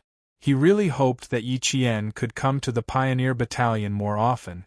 After sending Yi Qian to the car, Company Commander Zhu put one hand on the car door and leaned forward to say, When you have time, please come back to the Pioneer Battalion to visit your old comrades. Even though we have only known each other for half a year, you will always be a member of the Pioneer Battalion. No matter when, the Pioneer Battalion will always welcome you. As long as there is a chance, I will definitely come back. Yi Qian also replied very seriously and made a promise for the future. The Pioneer Battalion was the first unit she served in after graduation. Just as Company Commander Zhu said, the Pioneer Battalion was her old unit. Her old comrades were here, so she would definitely come back. The car started. Xia Jinyuan waved goodbye to Company Commander Zhu and drove back with Yi Qian. Company Commander Zhu stood on the gravel and deserted Gobi Desert and watched the car leave. He saluted and said goodbye to his old comrade of half a year. Yi Qian kept staring at the rearview mirror. Even though the stars were dim, Yi Qian could still see Company Commander Zhu raise his hand to salute. She gently closed her eyes and didn't dare to look anymore. Captain Xia, are we still going back to the barracks? After a long time, Yi Qian calmed down and asked the man who was steadily driving. Our luggage is still in the barracks, right? Xia Jinyuan steadied the steering wheel and quickly glanced at the person sitting next to him. He sighed and said, "Our luggage is in the back of the car. We've already left our old unit." After all, Xia Jinyuan was much more experienced than Yi Qian. In addition, he had a group of brothers who would go through life and death with him waiting for him to return. Therefore, he was much less reluctant than Yi Qian. Although there was reluctance to part, it was far from the point of wanting to cry. Yi Qian was stunned. After a long time, he said in a daze, "My luggage is already packed. I don't even know. When did you pack it for me? Why didn't you tell me? I thought I would go back to the camp to pack my things." He spoke in a daze, as if he couldn't quite accept it. After he finished speaking, Yi Qian leaned back in his seat. He turned his head and looked out the window in a daze. The mountains outside were undulating and the Gobi Desert stretched on endlessly. Outside was the Pioneer Battalion, where she used to be, but she had already left. "Sleep for a while. For safety reasons, we have to take turns driving." Xia Jinyuan, who felt sorry for her, decided to find something for Yi Qian to do. She had a strong sense of responsibility, and having something to do would distract her. Yi Qian, whose emotions were fluctuating, turned his head and immediately raised his hand to look at his watch. It was still 10 minutes to 1 in the morning. "How many hours do we have to drive? Directly to the airport? What about the car? Will there be someone at the airport to pick us up?" 14 hours. The car will be parked at the military station and then set off for the airport. "Okay, I'll take over at 3. 3:00 was the time when she wanted to sleep the most. If she slept now, Captain Xia could have a good rest at 3. Normally, Xia Jinyuan would definitely extend the time, but now, he nodded and said, "Okay, I'll wake you up at 3:00 sharp. I've been driving since I came here from the camp." "Then I'll drive now. You rest." When Yi Qian heard this, he immediately changed his mind. Chapter 50-24. Xia Jinyuan only wanted to distract Yi Qian by letting her drive. He didn't really want her to drive. Hearing this, he objected. "No, you're still very emotional right now. The Gobi Desert's terrain is complicated, so you need to calm down. Go to sleep. I'm still in good spirits. I'll be fine if I drive for another 2 hours." Yi Qian had always cared about her man. Hearing this, she nodded obediently and immediately closed her eyes to fall asleep. She fell asleep very quickly. Xia Jinyuan slowed down when he heard the sound of breathing beside him. Then, he used his right hand to gently stroke her head. "You are too sentimental. I don't know if it's a good thing or a bad thing. People who were too emotional would always get hurt." Yi Qian, who had already fallen asleep, didn't hear Xia Jinyuan's sigh. She had to hurry to sleep so that she could take over the shift at 3:00. At 3:00, Xia Jinyuan woke Yi Qian up on time. His eyes were bloodshot, but he was in good spirits. Yi Qian woke up from her deep sleep and jumped out of the car. She let the cold wind blow on her head to make her more awake before getting back into the car. Xia Jinyuan was relieved to let Yi Qian drive the car. He got into the front passenger seat and chatted with Yi Qian for a short while before immediately closing his eyes and falling asleep. Yi Qian didn't wake up the man who was sleeping soundly even when the sky started to turn green. Following the predetermined route, she drove steadily from the Gobi Desert to the sentry post. When she stopped the car and took out her ID, she got out of the car to cooperate with the sentry. She didn't want to wake Xia Jinyuan up. After the sentry finished the inspection, he told Yi Qian where to get on the recently built road. He also took out water and dry food from the simple sentry post and put them in the car. Then, he raised the pole and let Yi Qian through. This was the first sentry post that Yi Qian passed. After passing 2 more sentry posts, they finally walked out of the no-man's land and out of the restricted military zone. At this time, the sky was completely bright. It was already 8:00 in the morning. Dawn came late in the Gobi Desert. By the time they saw the sun, it was already 6:30. Now that the sun had climbed up, the sun was shining brightly. It was a very good day. After driving for 5 hours straight, Yi Qian was a little tired. Up ahead was a paved road. Yi Qian stopped the car, rolled down the window, turned off the engine, and got out to rest for a while. A bottle of water, a few pieces of yak beef jerky, and a few biscuits were Yi Qian's breakfast, provided by the sentries at the outpost. She stopped the car at the foot of a hill. Yi Qian, who was holding breakfast, quickly climbed up the hill. Now, the female soldiers and the male soldiers of the Blood Wolf Special Forces Brigade had already started fighting. They did not know how the battle was going or whether they had won. Yi Qian, who had climbed up the hill in a short while, faced the west of the Gobi Desert, where she could not see a group of women soldiers fighting for their dreams. She sat down, opened the bottle of water, and drank it in one gulp. The cold water stimulated her throat and brain, making her mind clearer and calmer. After eating a few biscuits, she heard the sound of climbing footsteps behind her. Yi Qian turned around and smiled at the young and handsome officer climbing up. She patted the ground and said, "Captain Xia, let's look at the scenery together. I've been here for so long, but I haven't seen the scenery of the Gobi Desert properly." Every time they passed a sentry post, the man woke up. Before he could climb up, he was stopped by the girl smiling brightly in the sun. The sun was so bright, but it was not as bright as the smile on the girl's face.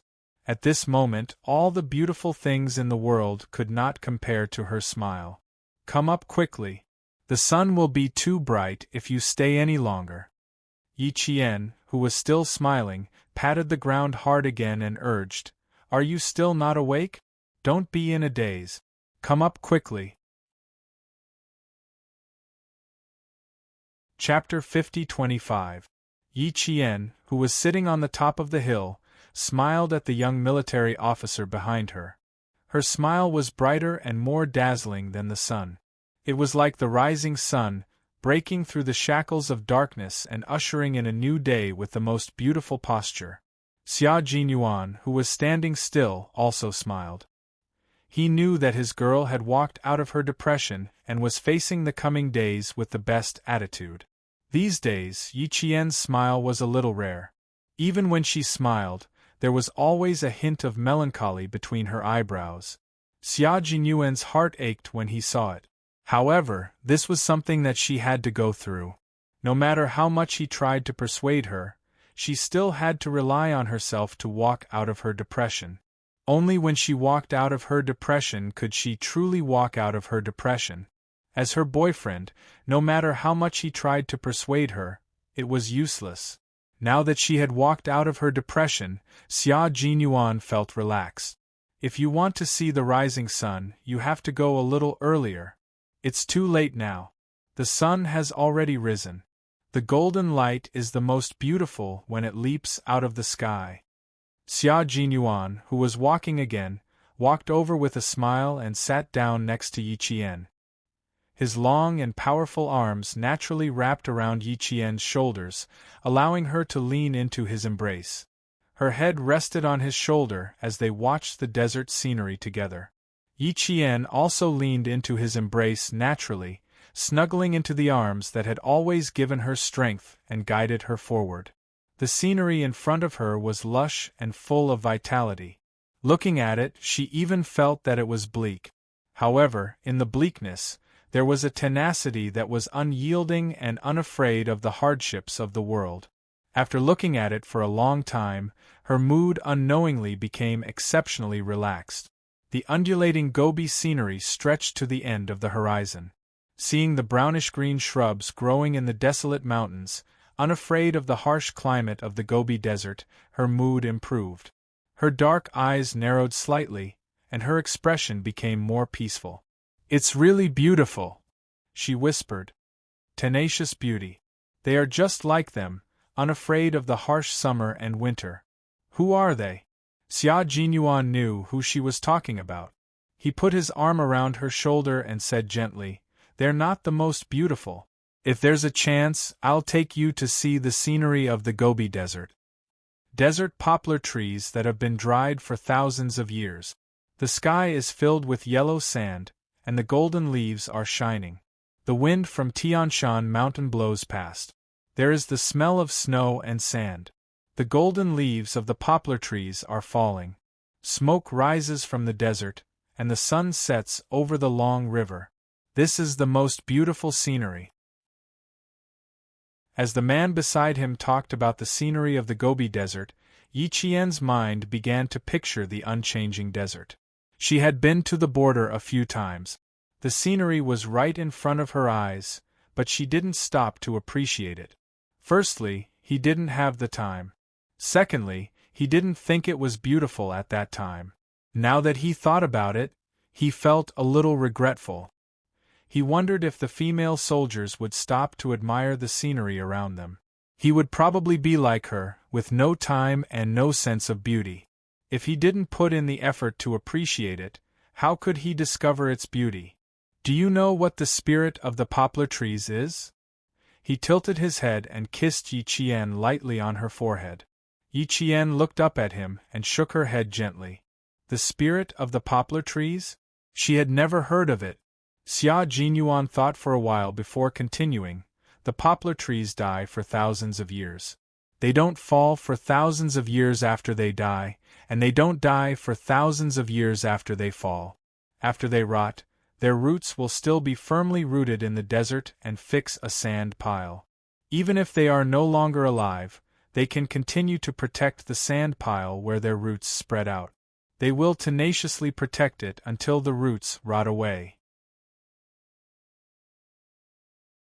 Chapter 50-26.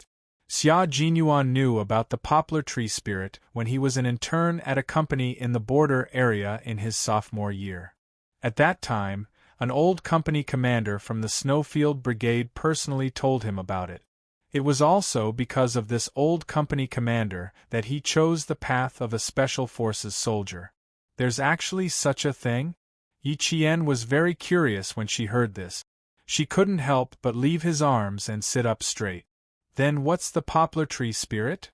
Xia Jinyuan pulled Yi Qian back into his arms. Sit properly and listen to me. Don't move. It's good to snuggle up and talk to each other. In a few days, it will be time to separate. It'll be difficult for them to see each other again after she joins the airborne troops. Right now, it's only the two of them, so they have to make the best use of their time to get along.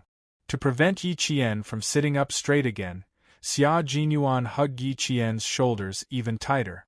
More than half of Yi Qian's body fell into his arms. He wished he could just pull her into his arms and make her sit on his lap. Lieutenant Colonel Xia, who has always been a man of action, thought of something and acted quickly. He didn't immediately tell Yi Qian what the poplar tree spirit was.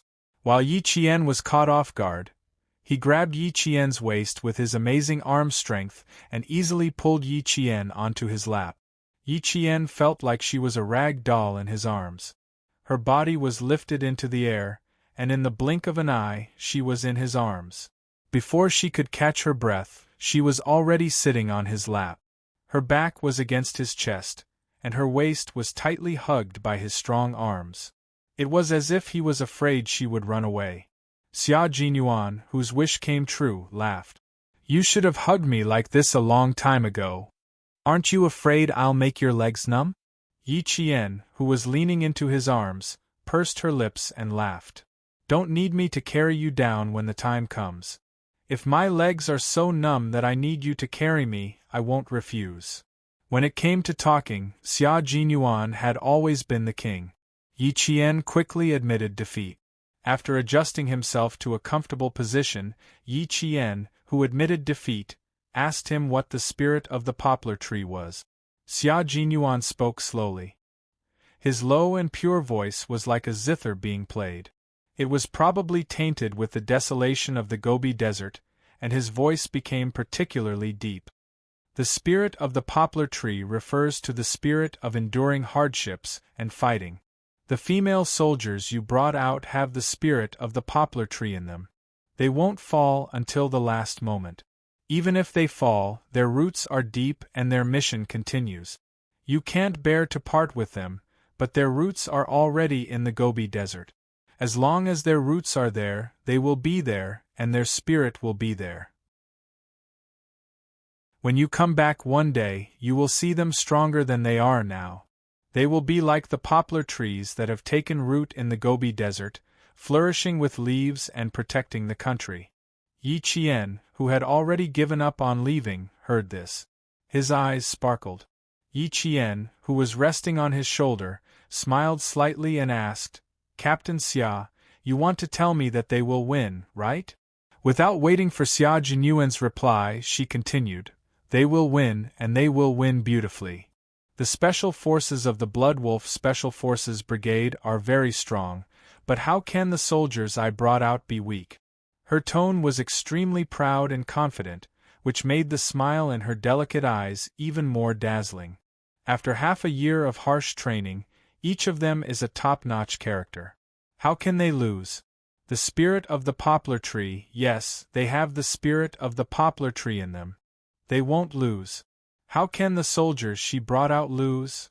That kind of confidence and even a little bit of rare arrogance really made Xia Jinyuan love her very much. The girl he loved deeply rarely showed her arrogant side. Now that she suddenly showed it, TSK, TSK, TSK? Xia Jinyuan only felt that his heart, which was always fluttering in front of her, was now thumping hard. Chapter 50-27. Xia Jinyuan, whose heart was racing, tightened his arms around Yi Qian's waist even more tightly. It was as if he wanted to embed Yi Qian into his body before he would stop. Xia Jinyuan, whose breathing was even faster, turned his head and kissed Yi Qian's smooth forehead. "Oh, you, Company Commander Zhu, and I never thought that the female soldiers would lose. After half a year of rigorous training, we all saw the improvement of the female soldiers. Would they be willing to see a group of female soldiers who refused to admit defeat? Although the difficulty of all the competition subjects has been increased, the military did not blindly increase it.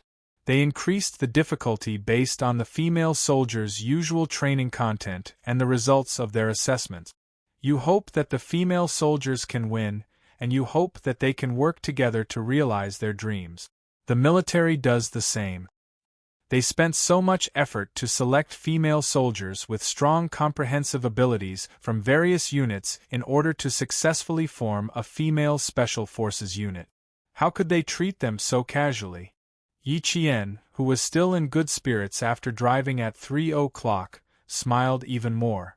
She felt proud. That's right, they will definitely win.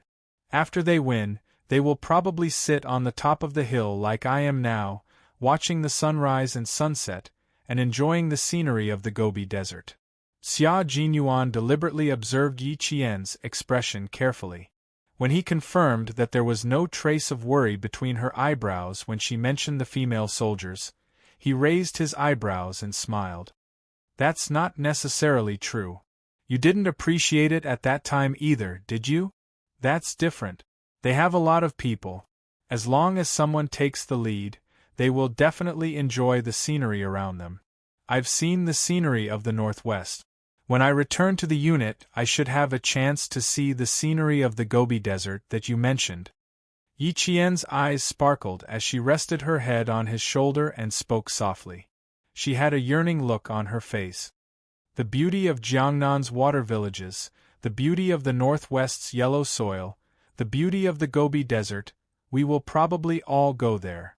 Yi Qian's happiness made the smile in Xia Jinyuan's eyes deepen. The beauty of Jiangnan is a little difficult. We can go there on our honeymoon.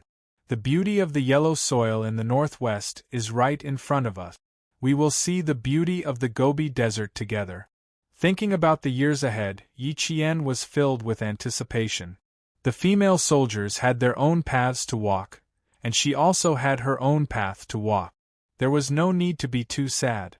There would always be a time when they would meet again. After chatting for a long time, Yi Qian became more and more indifferent, and the last trace of sorrow in his heart dissipated. she smiled sweetly, her beautiful eyes filled with longing. It was rare for Xia Jinyuan to be so relaxed. He held his beloved girl in his arms and talked about the great rivers and mountains of his motherland. They talked about the places he had been to, the people he had met, the things he had encountered, and why he had joined the Snowfield Brigade. The old company commander didn't ask me what my future plans were until I was about to return to school. He asked me if I wanted to go to a better unit to train, and if I wanted to become the king of the kings of soldiers. At that time, I was upset with Old Man Xia.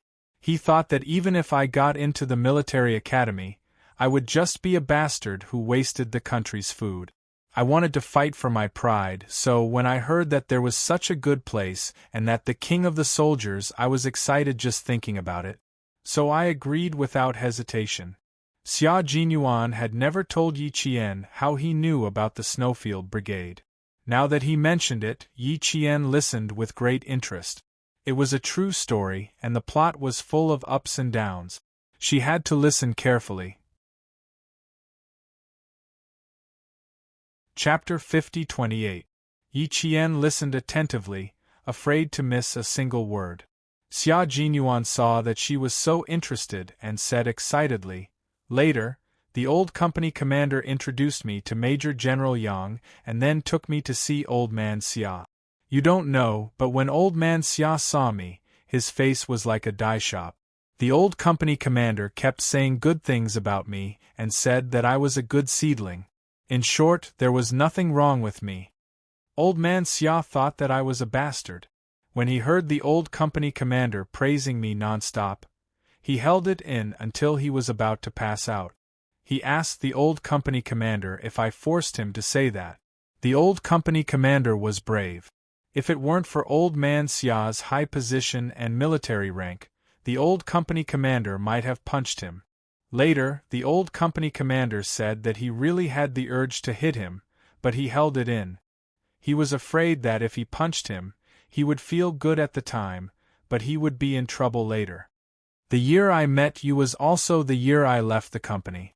After that, I was parachuted into the Snowfield Brigade and took over the position of captain. Not long after I joined, I started to carry out missions both overseas and domestically. Have you noticed a problem? You and I have carried out countless missions, but we have never been to the south. Hearing this, Yi Qian thought about it carefully and realized that it was true. The roads they had traveled the most were the borders and the Yun province. They had never traveled to the south, especially the Jiangnan area. Xia Jinyuan was surprised. He had served for many years, but he had never been to the south to carry out a mission. He immediately decided that the Jiangnan water town would be their honeymoon. Yi Qian didn't think too much about it when he mentioned the honeymoon. Now that he mentioned it again, he was even a little impatient. Yi Qian, whose ears were slightly red, stole a glance at him and whispered, "Honeymoon? We don't even know if there will be a honeymoon vacation. Even if there is, we don't know if the troops will be recalled midway. You're thinking so far ahead." Xia Jinyuan was already focused on the honeymoon and didn't hear Yi Qian's muttering. "Where do you think we should start? Fireworks in Hangzhou in March? There's heaven above and Suzhou below. We can start from Suzhou and Hangzhou. Wu Town, Water Village, Wu Peng Boat, and pick lotus flowers along the way. Since we've passed by Suzhou and Hangzhou, let's change to another place and continue. It's not a bad idea to climb mountains. With our physical strength, it won't be a problem to climb the 4 famous mountains." As he spoke, Xia Jinyuan suddenly lowered his head and kissed Yi Qian's cheek. "What should I do? I really want to get married soon.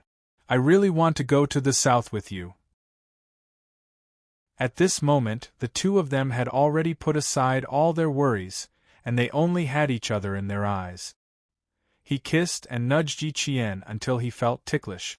As he dodged, Yi Qian smiled and pushed his head away to prevent him from causing trouble again. "Captain Xia, think about it in your heart. I just graduated and am still young. There's no hurry to get married. You still have to wait. We have to be 24 years old when we get married. I'm only 22 years old this year. A basin of cold water was poured down, instantly drenching his heart.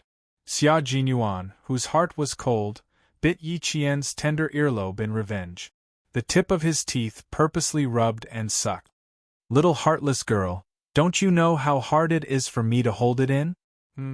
As he spoke, he pulled the person sitting on his lap harder into his arms, making her sit on his lap. Do you feel it? Is it hard for you to hold it in?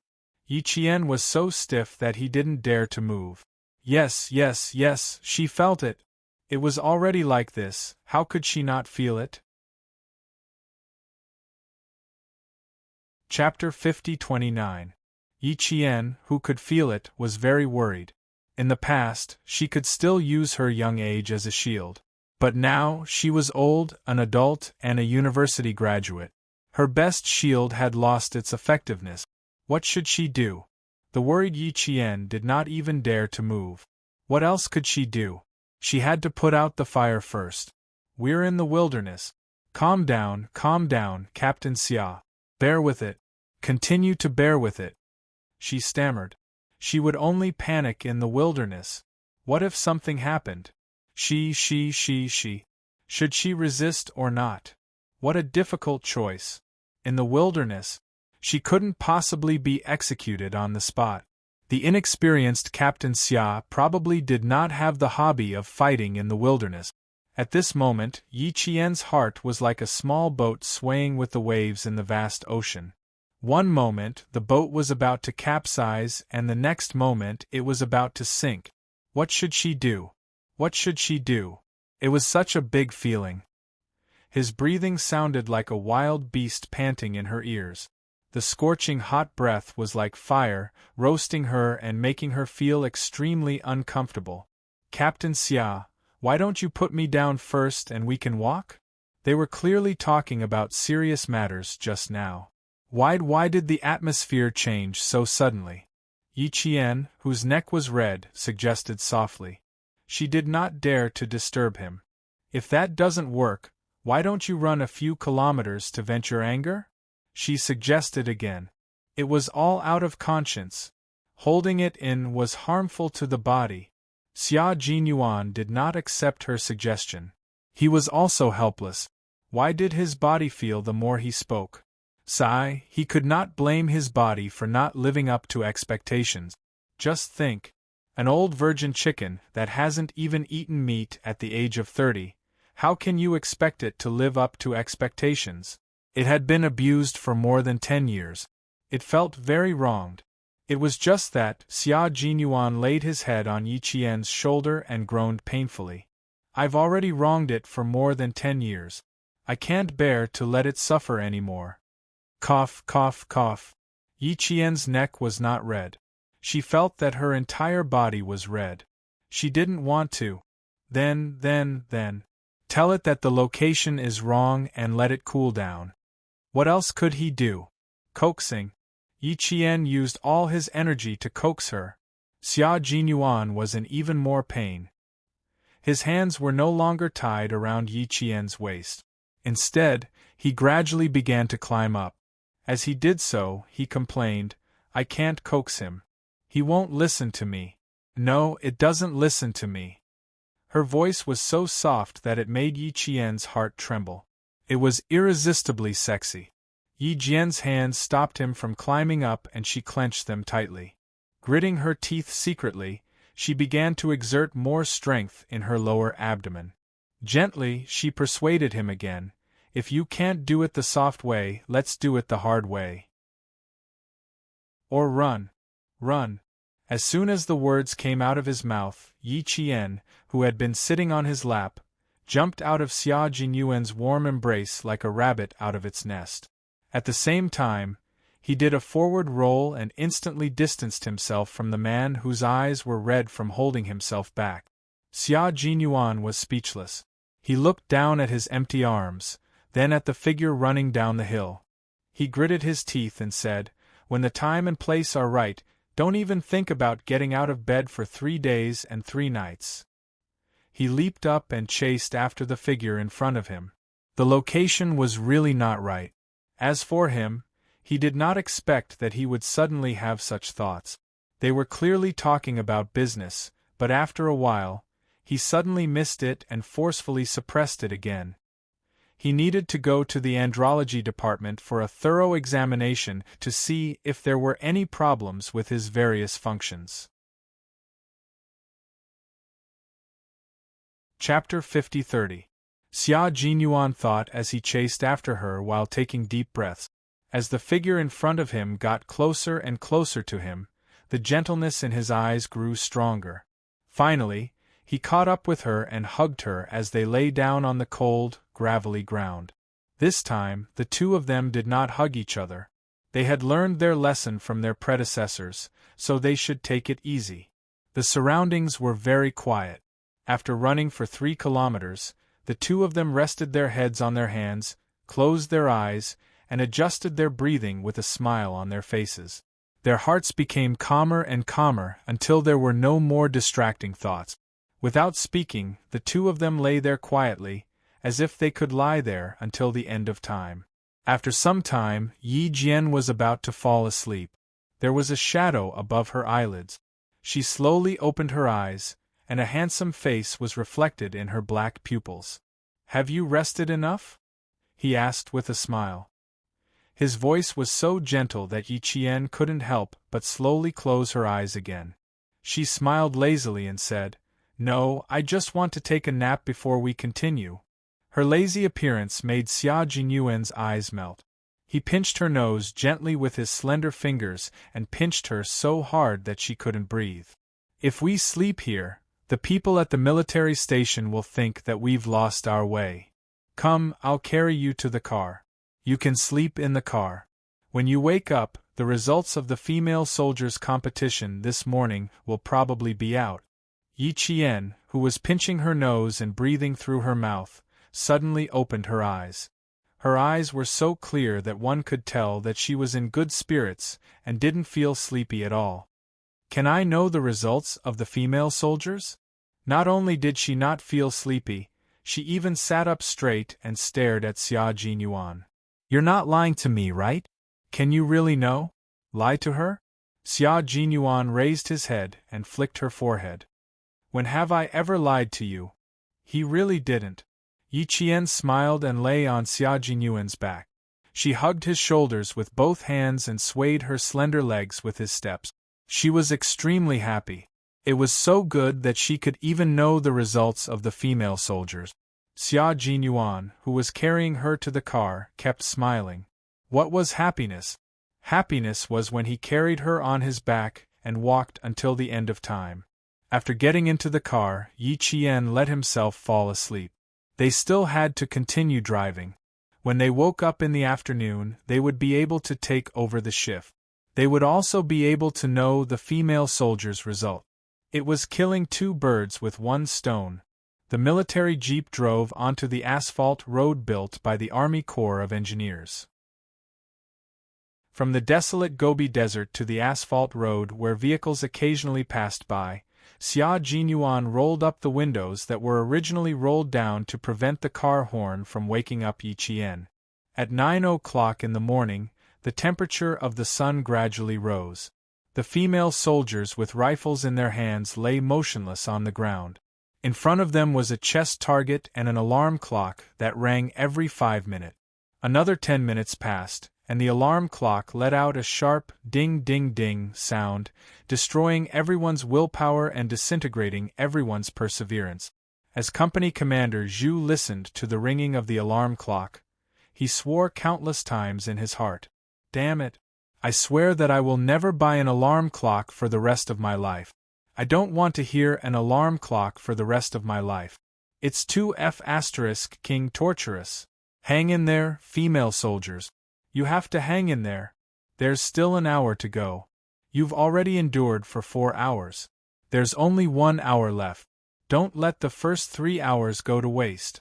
As he listened to the ringing of the alarm clock, Company Commander Zhu's gaze continuously swept across the female soldiers. He clenched his fists tightly until all the ringing stopped. Then, he slowly took a deep breath and relaxed his fists.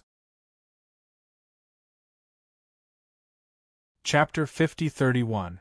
While Company Commander Zhu was paying attention to the female soldiers, he was also paying attention to the male soldiers of the Bloodwolf Special Forces Brigade. Seeing that the male soldiers were all very steady, he muttered in his heart, "Damn it, hurry up and drop a few for me, hurry up and drop a few for me." He couldn't say it out loud. Captain Hu of the Bloodwolf Special Forces Brigade had been watching the battle from the side. Unfortunately, the male soldiers of the Bloodwolf Special Forces Brigade didn't do as Company Commander Zhu wished. The female soldiers persisted, and so did they. They didn't move at all, as if they were one with the ground. No matter how strong the wind and rain were, they wouldn't move. The veteran Special Forces wouldn't lose so easily. Moreover, they were fighting against female soldiers. If they lost to them in the first round, wouldn't they be ashamed? Since the female soldiers persisted, the male soldiers didn't dare to let themselves fall. Captain Hu of the Bloodwolf Special Forces Brigade was no less mentally active than Company Commander Zhu. Occasionally, he would glance in the direction of the female soldiers with a cold expression. The corners of his mouth were pressed tightly together, and the atmosphere around him was a little gloomy. These female soldiers weren't just pretty vases. They were all well-trained and had a certain level of strength. Take the gun control training as an example. Ordinary soldiers trained for about half an hour to an hour, while the Special Forces trained for at least 2 hours. Under normal circumstances, they would train for more than 2 hours. At the same time, there would be several interference factors around them. This was to allow the soldiers to perform normally in a noisy environment without being affected by the environment. Ordinary soldiers could control their guns for an hour, but the female soldiers who were fighting against them had controlled their guns for 3 hours. Their expressions didn't change, and they didn't look tired at all. It was obvious that their daily gun control training was done according to the standards of the Special Forces. This group of female soldiers wasn't ordinary. They should be a special force of the 76th Army Group. As a soldier from the Northwest, he didn't know that the 76th Army Group had established a special force of women. No wonder Company Commander Zhu said that the female soldiers weren't simple. How could the Special Forces be simple? There was only one male Special Force soldier in 10,000 miles. After all, there were more male soldiers. What about female Special Forces soldiers? There might not even be one in 10,000 miles. Captain Hu took a deep breath. The sun shone on his dark face, but it couldn't melt the coldness on his face. After glancing at the female soldiers, Captain Hu turned to look at Company Commander Zhu, who had the same cold expression as him. After a moment of consideration, Captain Hu casually said, "The 76th Army Group even has a special force of women. It seems that there will be a big change at the top. We have a navy, an army, and we only lack an air force. I reckon that it won't be long before we take action." The vanguard battalion that Company Commander Zhu was in belonged to the 76th Army Corps, so Captain Hu believed that the female soldiers also belonged to the 76th Army Corps. Are they not? Captain Hu was stunned. He obviously didn't believe Company Commander Zhu's words. They really aren't. The 76th Army Group doesn't have any female Special Forces soldiers. These female soldiers are just a bit harsh in their training. Our division commander wants to see if they can do it. So, he invited the brothers from Bloodwolf Special Forces Brigade to test the water. It was impossible to get any information out of Company Commander Zhu. Captain Hu believed and disbelieved the half-truths that he said. Just because he wanted to know if the female soldiers could do it, he sent the Bloodwolf Special Forces Brigade to complete the confrontation? Damn it! Not a word of truth. Chapter 50-32. Captain Hu cursed in his heart. Just as he was about to say something, the alarm that could make people panic rang again. This time, it wasn't just an alarm. They needed to complete the chest target shooting under the alarm.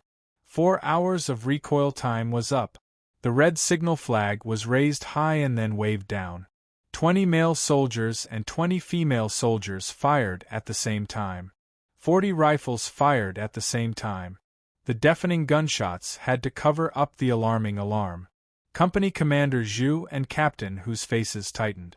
They didn't say anything else and focused their gazes on the shooting range. It's starting.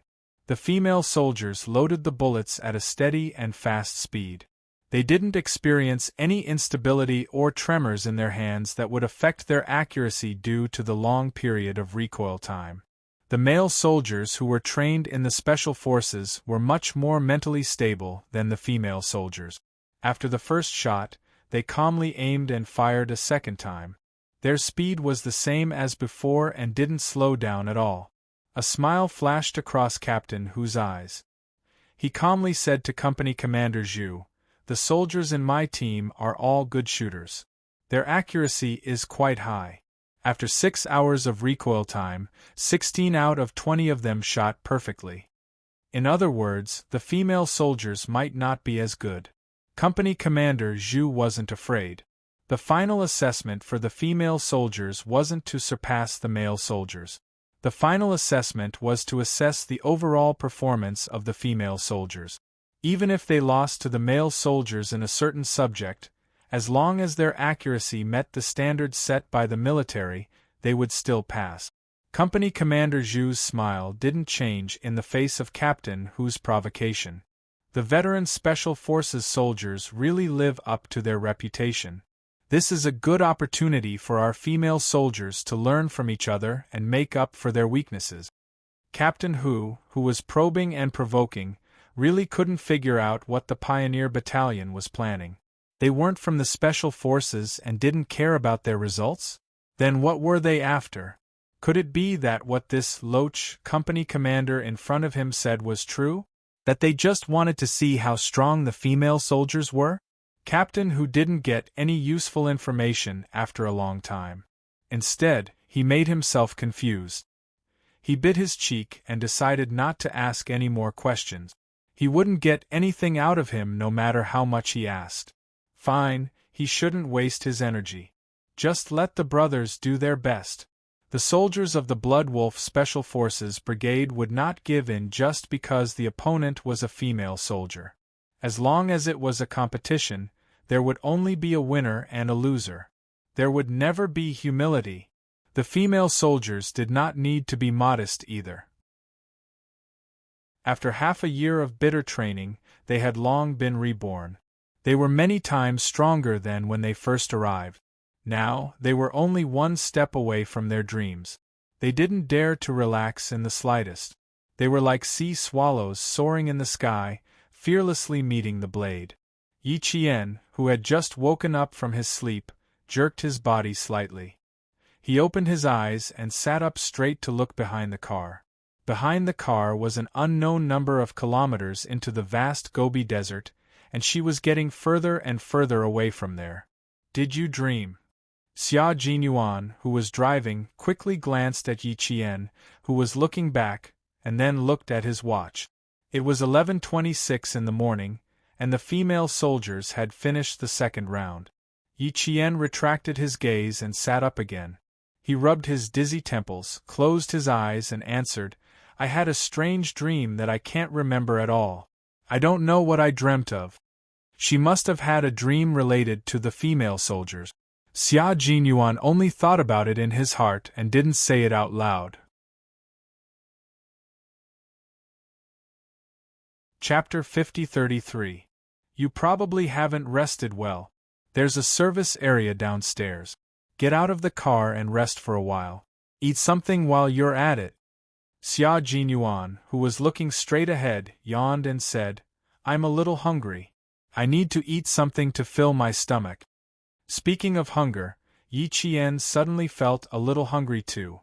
He nodded and said, "Okay, I'll drive after you eat. You rest." The journey was long, so the two of them had to take turns driving. When they arrived at the service area, Yi Qian looked at the line of cars and suddenly laughed. Seeing the cars without camouflage and the people in casual clothes, I suddenly feel like I've been separated from the world for a long time. It was true. Ever since Yi Qian joined the Pioneer Battalion, he had never walked out of the Gobi Desert. The barracks were filled with soldiers in camouflage. Now that he suddenly saw people in casual clothes, Yi Qian was not used to it. He even felt that it was a little strange. There were very few service areas on the Northwest Highway. There was only a very simple service area after a few hundred kilometers. Every car that passed by would enter the service area to rest. Now that there were many cars, many passengers got out of the cars to rest. Some were on road trips, some were going to and from various cities, and some were going into the Gobi Desert to participate in construction. Those from Tianan were all resting and replenishing their food at the service area. Xia Jinyuan, who was following the car in front, was amused by Yi Qian's strange expression. There was a teasing smile in his eyes. "How do you feel about returning from a primitive society to a civilized one?" "I'm not used to it." Yi Qian smiled and sighed. "It's only been half a year, so I'm really not used to it." "Captain Xia, do you feel the same way?" Officers and soldiers who stayed in the army for a long time would feel the same way as Yi Qian. Officers and soldiers in remote units would feel the same way. Xia Jinyuan also felt the same way in the past. He found a place slightly further away from the service area and parked his car. He smiled and said, "I did before, but I got used to it. You'll get used to it in the future too. Sometimes you don't even want to go back to the bustling city. You just want to go back to the army as soon as possible." "Oh, no wonder you left in a hurry every time you saw me. So you didn't even want to see me." After getting out of the car and taking a few steps, Yi Qian, whose dizziness had dissipated a lot, deliberately found fault with her. "To think that I miss you for a long time every time you leave, and it takes me a long time to get used to it." Xia Jinyuan chuckled. "After I got to know you, I hated how short my vacation was. Even if I only had 2 days off, I still wanted to fly over to see you. I have collected 7 calendars. Excluding the year when I first met you, from the following year onwards, every time I saw you, I would draw a heart on the calendar. I will show it to you when you return to the team." This small gesture made Yi Qian smile sweetly. She looked at him with watery eyes and pursed her lips into a smile like a flower bud waiting to bloom. When she returned to the team, she had to take a good look at those calendars. She had to count how many times she and Captain Xia had met over the years and how many days they had spent together. She wanted to see if there were any discrepancies in her memories. Yi Qian was a female soldier with an incredible memory. As long as she tried to recall, she could also recall every day they had spent together. The car was parked a little far away. In order not to damage their military image, the two of them, who were wearing camouflage uniforms, did not walk hand in hand. Instead, they walked side by side. When they passed by a row of cars, Xia Jinyuan paused slightly and walked away without leaving a trace. Other people did not notice his pause, but Yi Qian did.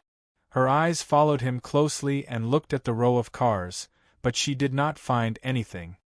"What's wrong?" she asked softly, looking a little wary. Chapter 50-34. Yi Qian chuckled. "That's probably because there's someone in the car. If they really wanted to steal something, they wouldn't have shaken the entire car. They should have left as soon as possible." None of the car windows were broken, and there were no whistles around. Xia Jinyuan also felt that he had been too cautious, so he only paused for a second. The two of them took a few more steps forward, and the sound of a sliding door came from the car behind them. It seemed like there was some danger in the car, and the people in the car were escaping in a hurry. Something was wrong. The two of them, who were talking and laughing, turned around at the same time and ran in the same direction. They saw a gray figure sweep past them and run towards the highway. Yi Qian saw the running gray figure, and her pupils constricted. "It's a prisoner's uniform," she shouted. I'll chase after it. You go and check the car. Xia Jinyuan also saw that the running gray figure was wearing a prisoner's uniform. The word prisoner was emblazoned on the back of the uniform, and it was eye-catching. He quickly chased after it with his long legs, while Yi Qian turned a corner and found the car from which they had heard the sliding door. It was an escort car that couldn't be seen from the outside. All the windows were covered with anti-reflective brown film, so it was impossible to see inside from the outside. Yi Qian quickly jumped into the car, and the scene in front of her made her expression change drastically. She quickly opened the first aid kit that she had casually brought with her, and took out gauze to cover the throat of the policeman who had his throat slit. The policeman, who was bleeding from his neck, saw the person who had saved him. His eyes lit up when he saw the army's desert camouflage uniform. He covered his neck and pointed outside. Go after the felon. My comrades are already chasing after him. Don't say anything. Yi Qian covered the policeman's bleeding neck, and the corners of her mouth were pressed into a straight line. The main artery had been cut. There was no way to stop the bleeding. Looking behind, Yi Qian's eyes flashed with anger. Behind them, there was another policeman who had his throat slit as well. She had no way of saving him. She covered the officer's bleeding neck with one hand and used her other hand to take off her jacket. She pulled out the dagger beside her thigh and cut 2 strips of cloth from the camouflage uniform. She wrapped the cloth strips around the officer's neck. Do you still have the strength to chase after the felon at the brink of death? Could he cover it himself? Please cover it up. You must cover it. Yi Qian lifted the policeman's right hand and placed it on his neck. Cover it. You must cover it. After saying that, she went to the back and prepared to use the same method to resuscitate him. Just as she stretched out her hand, her fingers suddenly retracted as if she was holding onto something heavy. The policeman in his early 40s had already left. His eyes were wide open. Although his pupils hadn't collapsed, he was no longer breathing. Yi Qian felt a stab in his heart, but he didn't have time to feel sad. Footsteps came from outside. Yi Qian restrained the anger in his eyes and retreated. He reached out again to cover the neck of the policeman whose main artery had been cut. As the footsteps approached, Yi Qian looked up. 2 policemen walked over with another prisoner in tow. Their eyes met, and one of the policemen yelled. They saw what was happening in front of them. They saw their comrade lying in a pool of blood, and they saw blood continuously flowing out of his neck. When the prisoner saw this, his eyes flashed with crazed joy. While the other policeman was rushing into the car, his hands and feet were cuffed. He suddenly used all his strength to slam into the policeman who was holding him. Yi Jian pulled out a dagger and threw it at the prisoner who was trying to escape with a cold look in her eyes. Chapter 50-35. With Yi Qian's skills, the dagger that she threw out would definitely be fatal. However, this was a prisoner she was holding. She was not one of the guards, so the dagger that she threw out would not be able to take the prisoner's life. It would only be able to teach him a bloody lesson. The dagger that Yi Qian carried was an open-edged combat dagger. The tip of the dagger was sharp enough to kill wolves and tigers. She threw it with all her strength, and most of the dagger sank into the thigh of the prisoner who was trying to escape. Ah! The blood-curdling scream exploded. It shocked the passers-by so much that their scalps went numb. They panicked for no reason and subconsciously ran away. As for what exactly they had discovered, no one knew. It was best to escape first. The police officer holding the prisoner had already pounced on the prisoner, who had not been obedient all the way. He used his elbow to hit the prisoner's head hard. The prisoner's thigh bone was split open and he screamed even louder. Another police officer who rushed into the car was a local from Qingdi. He was a Tibetan police officer. When he saw his comrade lying in a pool of blood, he shouted, "Ada, Ada!" He threw himself beside his comrade who was lying in a pool of blood. His voice was as tense as a spring that was stretched to its limit and could break at any time. Hang in there. We're going to the hospital. We're going to the hospital now. The police officer named Ada opened his mouth. A mouthful of blood gushed out from his mouth and nose. Go after him. Go after him. I don't. I've already gone after him. We're going to the hospital now. Believe in my comrade. He's a Special Forces soldier. He'll definitely be able to catch the prisoner. Yi Qian answered first to reassure the middle-aged police officer, who was still thinking about chasing the prisoner even though his life was at stake. When he heard that a Special Forces soldier was going after the escaped prisoner, Ada's tense chest heaved a sigh of relief. He instantly relaxed. When Yi Qian saw this, the hand that was pressing on his neck trembled violently. Brother Tsiwang, Ada said to his colleague. His every word was laced with blood. Even the roots of his teeth were stained with blood. He was concerned about whether his old colleague, Deong Tsiwang, who had suddenly collapsed, was safe. Okay. Don't say anything. Brother C.I. Wang is doing well. I'll drive to the hospital now. The moment she turned around, the police officer looked behind the young female soldier with trembling eyes. That look made Yi Jian's heart ache and her eyes turn bloodshot. Yi Jian let out a sorrowful cry that made her heart ache. He was suppressing the grief in his heart. His chest was trembling so much that Yi Qian wondered if his heart, which had endured the sacrifice of his comrades, would burst out of his chest in the next second. Yi Qian had experienced the heart-wrenching pain of losing a comrade before. Deong Tsiwang, the big brother of the station, was lying motionless at the back. His face was covered with a camouflage uniform with missing sleeve. He stopped himself from rushing over to see if his comrade was okay. He turned around and rushed out of the car to drag the prisoner, who was still screaming, into the car.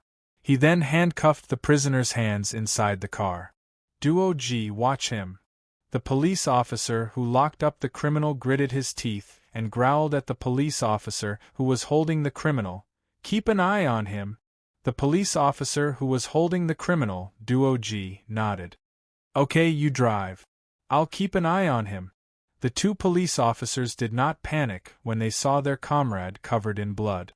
One of them drove while the other looked after the dead prisoner. They quickly divided the work. With the young female soldier helping their comrade to stop the bleeding, they were very relieved. The police officer who was holding the criminal, Duo Ji, could finally take a look at Ada, who was lying in a pool of blood.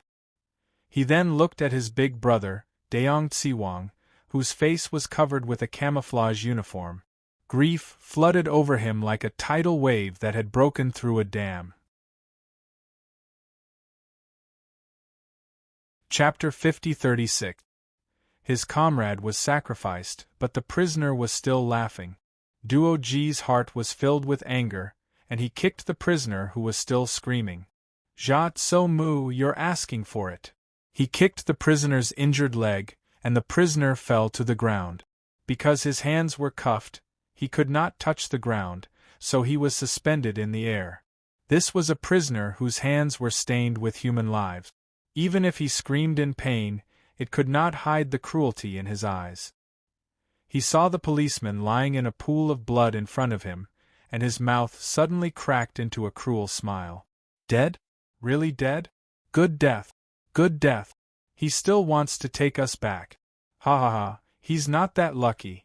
The policeman who was holding him down looked ruthless. With bloodshot eyes, he lifted his leg again and kicked the prisoner's chest. Shut up.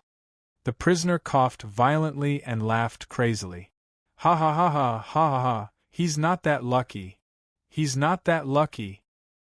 He was beaten until he vomited a mouthful of blood and fainted from the pain. Only then did he stop. After the prisoner fainted, the policeman, Duo Ji, rushed to the front seat. His hands trembled as he took off the camouflage jacket that covered his colleague's face, who was also the leader of the station, Deong Tsiwang. Yi Qian had helped Deong Tsiwang up from the car and buckled him with a seatbelt to prevent him from falling again. He also covered Daong Tsiwang's face with the sleeveless camouflage jacket as a sign of respect for the deceased. After the jacket was removed, Duo Ji saw that the leader, who had already left, had his right hand pressed against his chest. He looked like he was in pain, and his eyes were bloodshot from exhaustion. His lips were abnormally purple, but because his body had not yet stiffened, his lips had not turned white, but his face was gray and leaden. Yi Qian, whose hands were stained with blood, looked away after a glance. The policeman who fell should have died suddenly. To be precise, he died suddenly from exhaustion. The car had already started, and the policeman who was driving turned on the siren and asked the cars in front to move away. He drove to the nearest hospital at the fastest speed. Yi Qian, whose hands were stained with blood, kept pressing on the neck of the policeman, Ada, whose qi and blood were getting worse and his lips were getting paler and paler. "Hold on, we're driving to the hospital now. Hold on." Police officer Ada should know that he did not have much time left. He forced a smile. He wanted to smile at Yi Qian to express his gratitude. "You're welcome. It's what I should do." Yi Qian understood what he was trying to say. She curled her lips into a reassuring smile. "Everything will be fine. Everything will be fine." Officer Duo Ji, who was suppressing his grief, covered his brother Daong Tsiwang's face with his camouflage jacket again. He wanted to take off his police uniform jacket, but he was afraid that his colleague, Ada, whose fate was unknown, would know that brother Tsiwang had left and become agitated, so he put on Yi Qian's jacket again. Prisoner Jia Tsomu fainted. Duo Ji, who was grieving, crawled to his colleague, Ada's side. This was a 7-seater MPV, which was not used to transport prisoners. They had borrowed it from the hospital at the last minute. The police and the prisoner were in the same space, which gave the escaped prisoner a chance to attack. Duo Ji, who had crawled over, held onto Ada's cold fingers. Ada, hold on. You'll be fine. You'll be fine." He was not speaking Mandarin, but Tibetan. Police officer Ada smiled. He could not hold on any longer. Although he could not bear to leave, wanted to live well, and wanted to see the sun rise tomorrow, he knew that he could not do it. He knew that he did not even have the strength to hold on to Duo Ji's hands. He knew that he was going to die.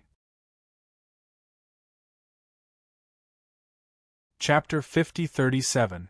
Looking at Ada's pale face, Yi Qian's voice tightened as she questioned Duo Ji, who was gasping for breath. "Why did you stop midway when you were escorting a felon? Why did you bring a felon out of the car? Why did the escaped felon have a weapon in his hand?" According to the rules, Yi Qian had no right to ask. However, when she saw the police officer, Daong Tsiwang, lying in a pool of blood, she couldn't help but ask. His questioning voice was extremely harsh, with the momentum of a golden spear. Duo Ji choked and was about to explain when Ada spoke. His voice was so weak that it sounded like he could die at any moment. "Tsiwang, big brother, suddenly fell ill. I tried to save him. Wugan sneak attack from behind. Throat slit. Murder weapon, plastic piece. Hospital, someone helped him." It wasn't Tibetan, but common language. He didn't avoid the young female soldier who helped them. He wanted Yi Qian to hear it. This was an answer to Yi Qian's question. He explained to Yi Qian that it had nothing to do with his colleagues, Ada and Ping Tso. The escaped felon had a plastic piece that was sharp enough to slit the throat. There was someone in the hospital who helped the felon. The police officer, Daong Tsiwang, suddenly fell ill.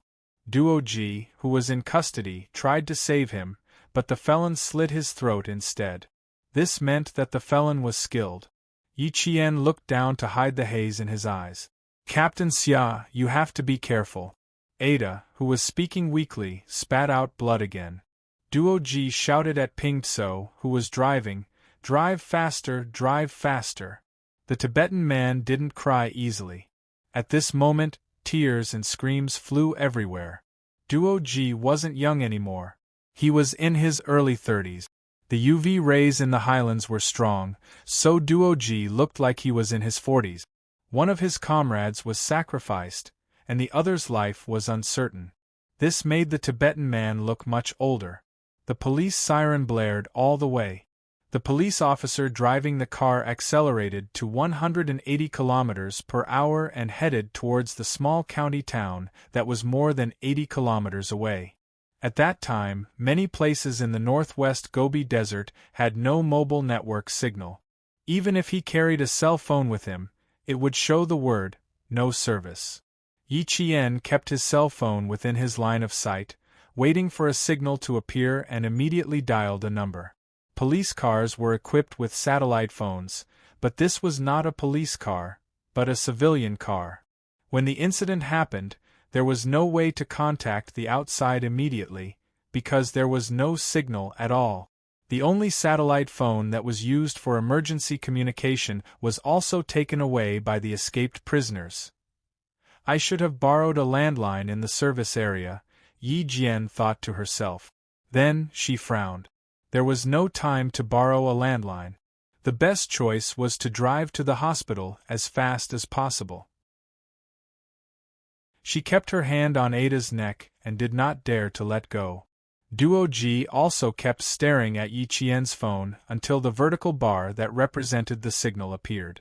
There was only a 2-grid signal, but it was enough to make Doji overjoyed. He dialed the 120 emergency number and asked the hospital to immediately arrange for personnel to be on standby. Then, he dialed the police station's number. Before he could finish explaining what had happened, the call was cut off. His phone once again indicated that there was no service and no internet. With no service and no internet, he couldn't even make an emergency call. Duo Ji, who was holding the phone tightly, was heaving up and down violently. He lowered his head and kept talking to his comrade, Ada, who was so weak that he couldn't open his eyes. "Ada, hold on a little longer. Just a little longer. We are almost at the hospital. Don't sleep." Chapter 50-38. Yi Qian, whose hands were stained with blood, looked at Ada, whose complexion was getting worse and worse. His heart sank. She couldn't hold on for much longer. This police officer on the front line couldn't hold on for much longer. Her life was slipping away at a speed she could see.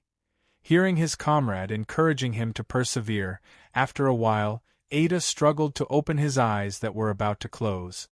He hummed softly as a response. Ada, who was trying his best to survive, knew that no matter how hard he tried, it would be futile. Duo Ji, who had been waiting for an answer, cried like a child when he heard this soft and inaudible voice. The Tibetan man with a broad back arched his back and sobbed beside his comrade. Ada, who closed his eyes tiredly, had tears flowing out from the corners of his eyes. He heard his comrade's sorrowful cries and heard his comrade's reluctance to part with him. He also knew that his elder brother, Deong Tsiwang, who had been silent all this while, had already passed away. His elder brother, who had suddenly fallen ill and could not be saved in time, had passed away. Ada, whose breathing was as weak as silk, wanted to take one last deep breath, and he did it. After taking a deep breath with much difficulty, he looked at the figure that had already doubled. His lips moved. "Stop the car. I will look. He wanted to see the blue sky again. He wanted to see the eagle flying above his head again. He wanted to be close to the land he loved deeply. He wanted to breathe in the cold wind from the snowy mountains for the last time. The car stopped. When Yi Qian got out of the car, her knees were so weak that she was about to fall. Her hand was still covering the police officer Ada's neck. She could not fall. If she fell, her hand would loosen. The police officers, Ping Kuo and Duo Ji, carried Ada out of the car. They walked to the side of the road. Ping Kuo sat down first. Ada sat down and leaned into his comrade's arms. Duo Ji knelt beside him and held Ada's hands tightly. Yi Qian also knelt. His hands never left Ada's neck. The wind blew from the mountains and blew across the highway. Even the wind was filled with sadness. Ada tried his best to open his eyes.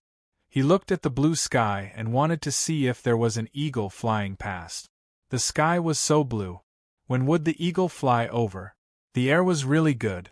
There was the smell of the Gobi Desert and the coldness of the snow mountain. This was the last time Ada opened his eyes. The sunlight was so glaring that tears flowed out of his eyes. He tried his best to keep his eyes open and look, because this was the last time he would see sunlight. In less than a minute, Ada slowly closed his eyes.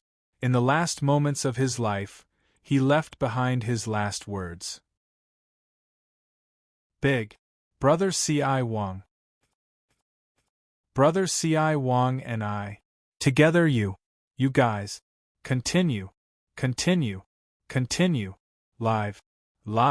He didn't mention his family, only his comrades who had fought side by side with him. At the last moment of his life, he was most worried about his comrades. As for his family, he didn't even have time to leave behind his last words before he closed his eyes. Ada! Ada! My Ada! The Tibetan man cried out in pain. Ping Kuo hugged the departing Ada tightly and cried loudly. Her sorrowful voice was enough to make the wind weep. Ada left. As a police officer, Ada left. Yi Qian slowly retracted his hand and stood up. His hand was trembling so badly that he didn't even have the strength to raise it up and send the deceased policeman off with a military salute. He looked down at his blood-stained hands. The blood had already dried and coagulated into brown blood clot. His palms, the back of his hands, and the seams of his hands were covered in brown blood.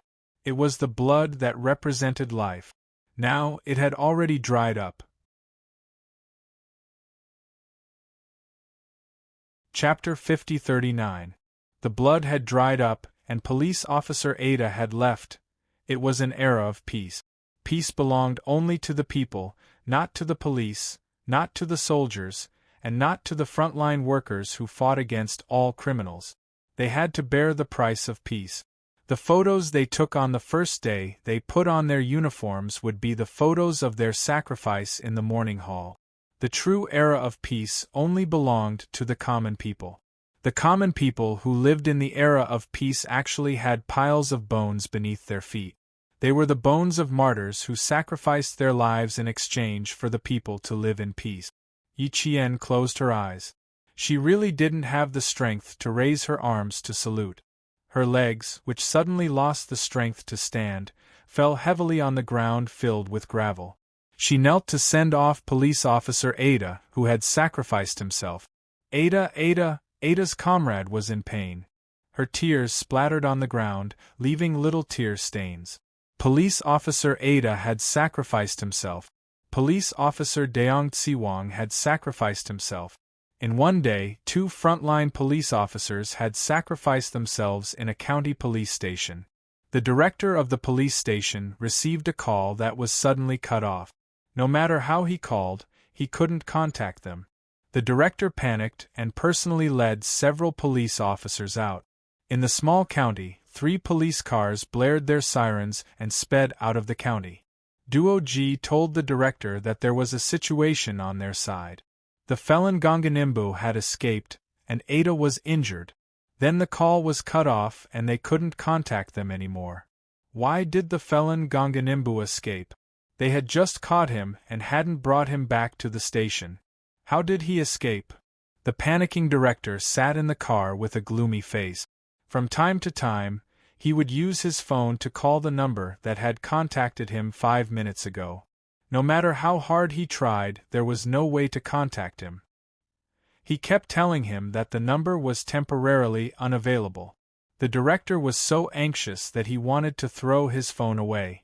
In 2003 and 2004, there were still many villages in the mainland with no mobile network signal, let alone remote areas like the Northwest and the Highlands.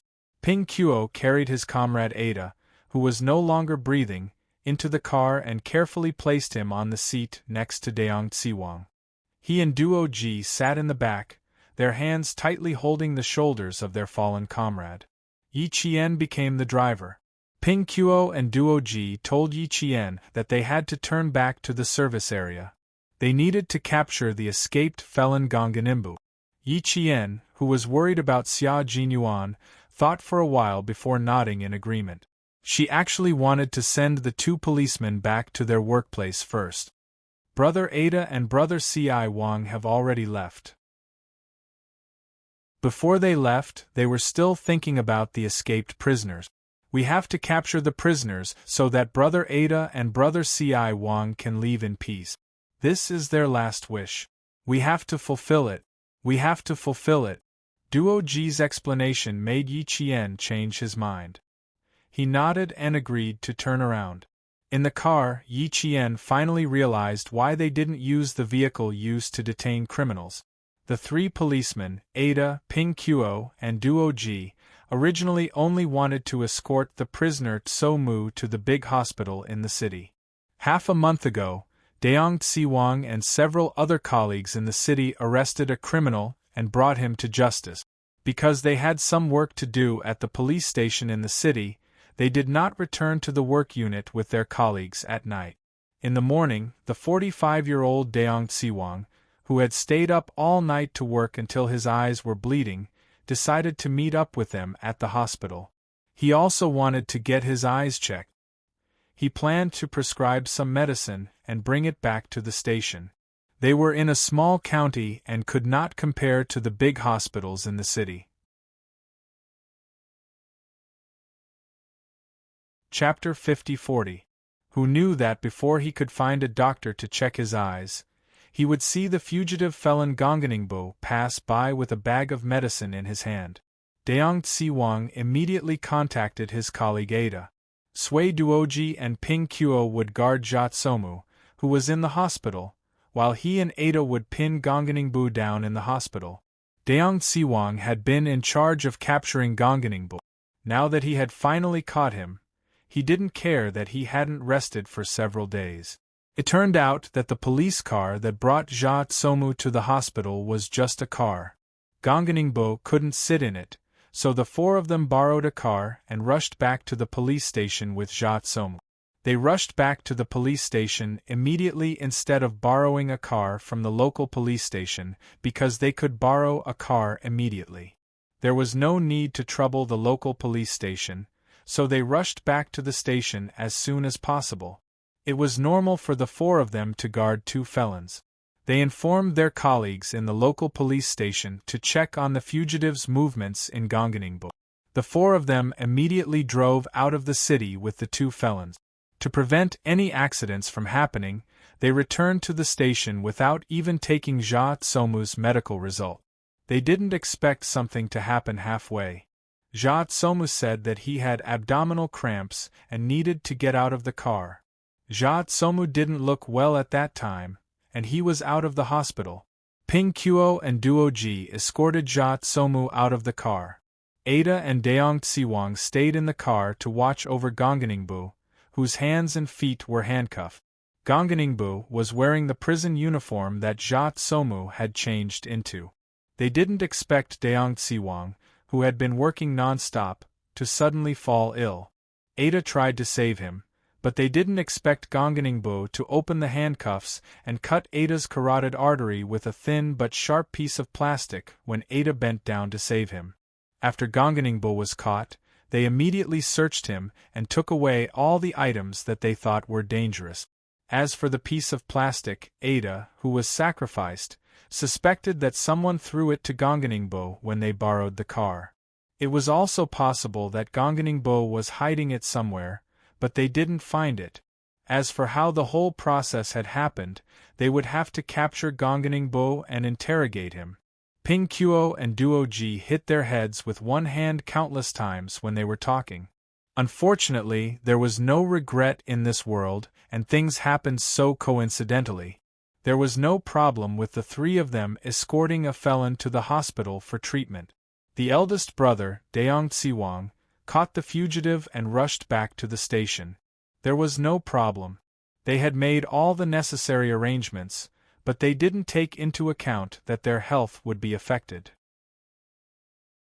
Daong Tsiwang, who had died suddenly, did not expect that he, who was known as the Iron Man, would suddenly suffer a myocardial infarction. He did not have time to say anything before he collapsed while escorting the criminal. He also did not expect that the felon, Gonganingbu, had the ability to unlock his handcuff. No other police officer would have thought of this. Gonganimbu was a murderer and a crazed poacher. 5 years ago, he first hunted the Tibetan antelope and other protected animals in the no man's land. 2 years ago, he cruelly killed 3 volunteers who protected the animals in the no man's land. Then, he relied on his cunning to escape until now. He didn't panic, says Tsiwang. Was didn't panics. Didn't. Jesus. Didn't panicked when he ran when was. When he was. TSS. Ada of Tsiwang T Hizas S. Chapter 50-41. Gonganimbu confirmed that he needed a car. Only by hijacking a car would he be able to shake off the soldiers who were hot on his heels. Damn it! He cursed under his breath and quickly took off his prison uniform. After taking it off, he crumpled it into a ball and threw it out of the road. Running in a prison uniform was tantamount to telling passing cars that he was a criminal. No car would stop for a criminal. The road was only 2-lane and 2-way. Fortunately, the width of the road was wide enough. In addition, the tourism in the northwest Gobi was still in its infancy, so there were relatively few self-driving tour vehicles passing by. Most of them were construction vehicles for the construction of the Northwest, such as pickup trucks, vans, mini-cars, trucks, and other vehicles. These vehicles did not travel fast. With Gonganimbu's speed, he could climb up while the drivers were not paying attention. After taking off his prison uniform, Gonganimbu began to look for a vehicle that he could climb up smoothly. A car passed by. He glanced at it and looked away. The back of the car was short and smooth. There was no tool for him to hold on to with both hands, so it was not within his scope of choice. Gonganimbu, who had a faint greenish-black scar on his left cheek and a typical reddish-black skin tone of the highlands, looked back again. Seeing that the soldier who was hot on his heels seemed to be speeding up again, Gonganimbu gritted his teeth fiercely. He had run into a tough nut to crack. He had been running fast since he was young. In addition, he had been chasing Tibetan antelopes almost every day during his years of hunting in the no man's land. As long as he started running, he could immediately leave the people behind him in the dust. For this reason, he had become a hunter who hunted Tibetan antelopes. Later, when he was wanted by the police, he had relied on his running speed to escape from Daong Tsiwang and the others several times. He had never failed. This time, however, he was in danger. He did not expect that the soldier who was hot on his heels was also a long-distance runner. Gonganimbu clenched his fists. His eyes were even colder and fiercer. Killing one was killing 2 was also killing. He had already killed 3, so he did not care about killing 1 more.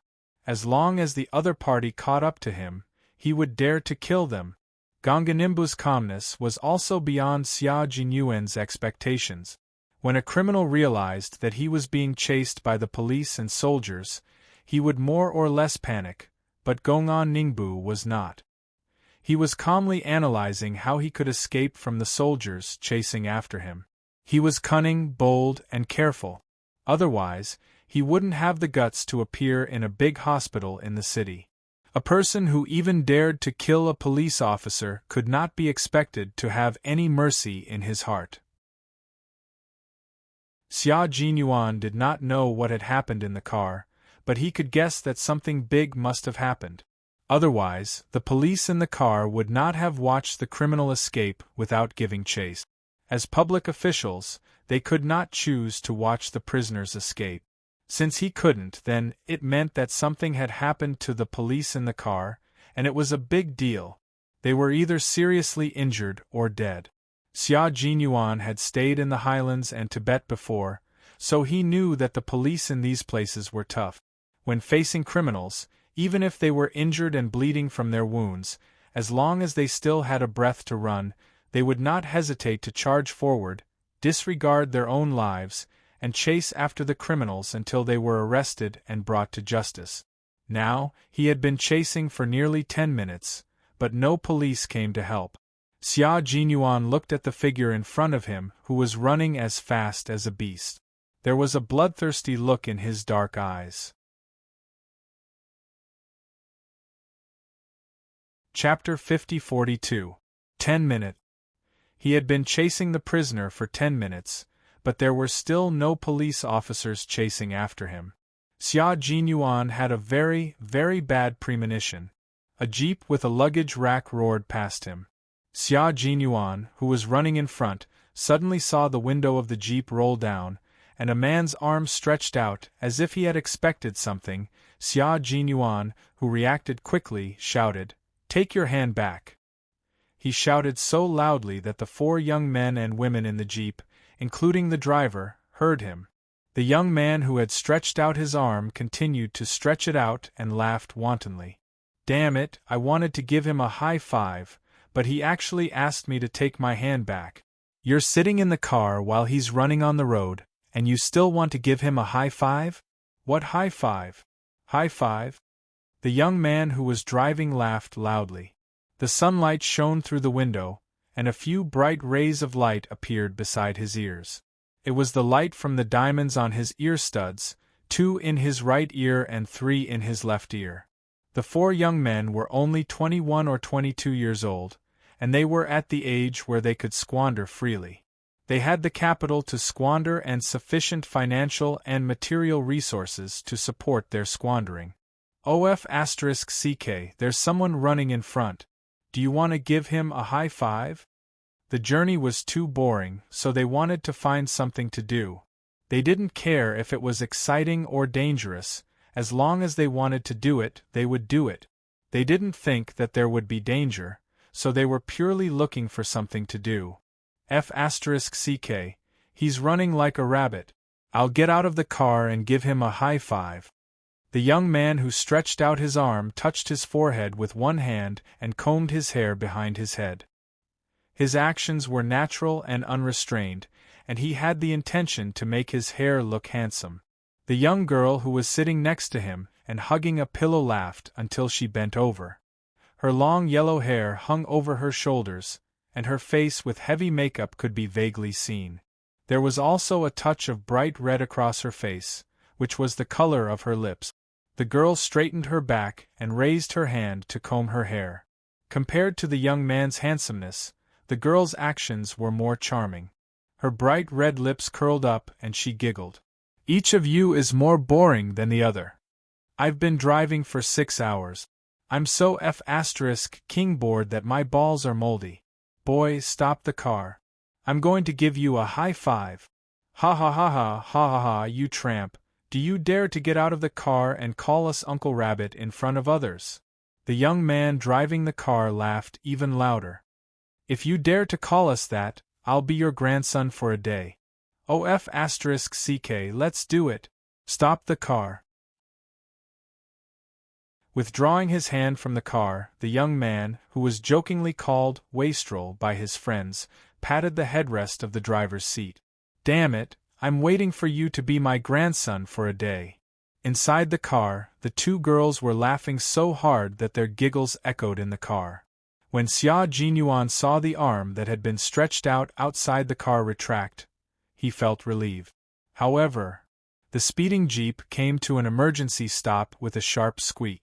All 4 of them, including the driver, fell forward due to inertia. Coquettish and coarse curses could be heard as the car door opened. "Drive!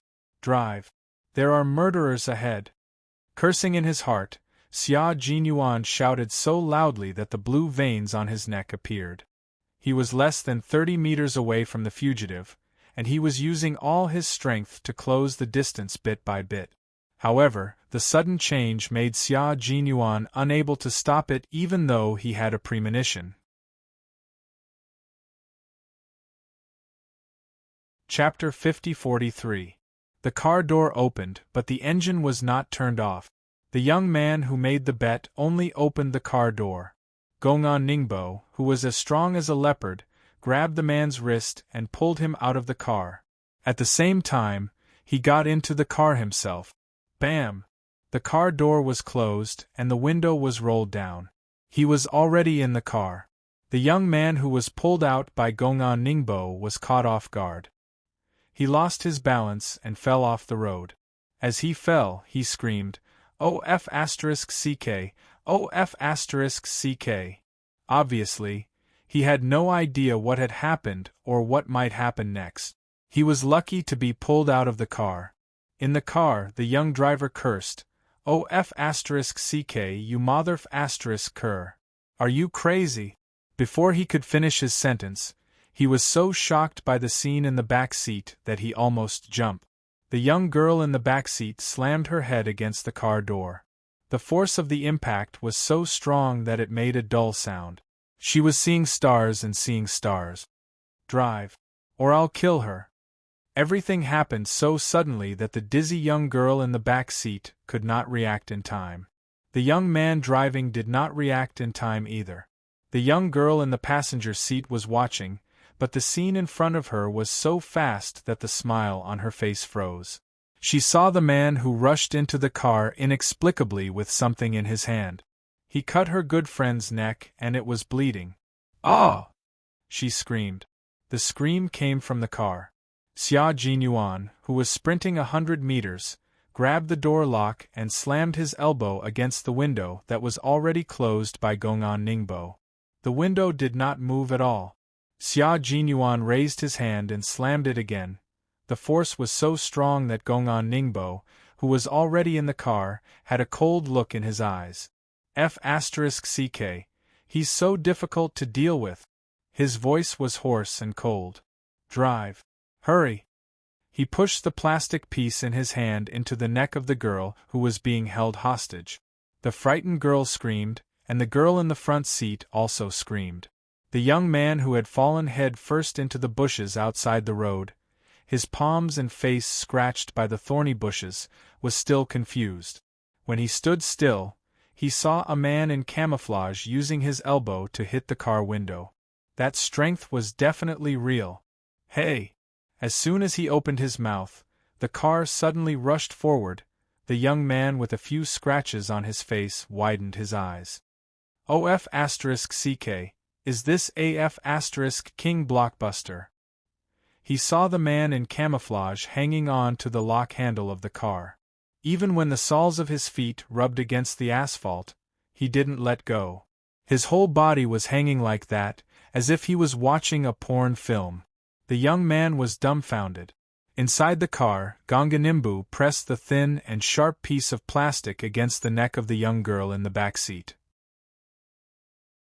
The blood that flowed out dyed the piece of plastic that had already coagulated. This piece of plastic was given to Gonganin by a foreign merchant. He did not know what it was made of.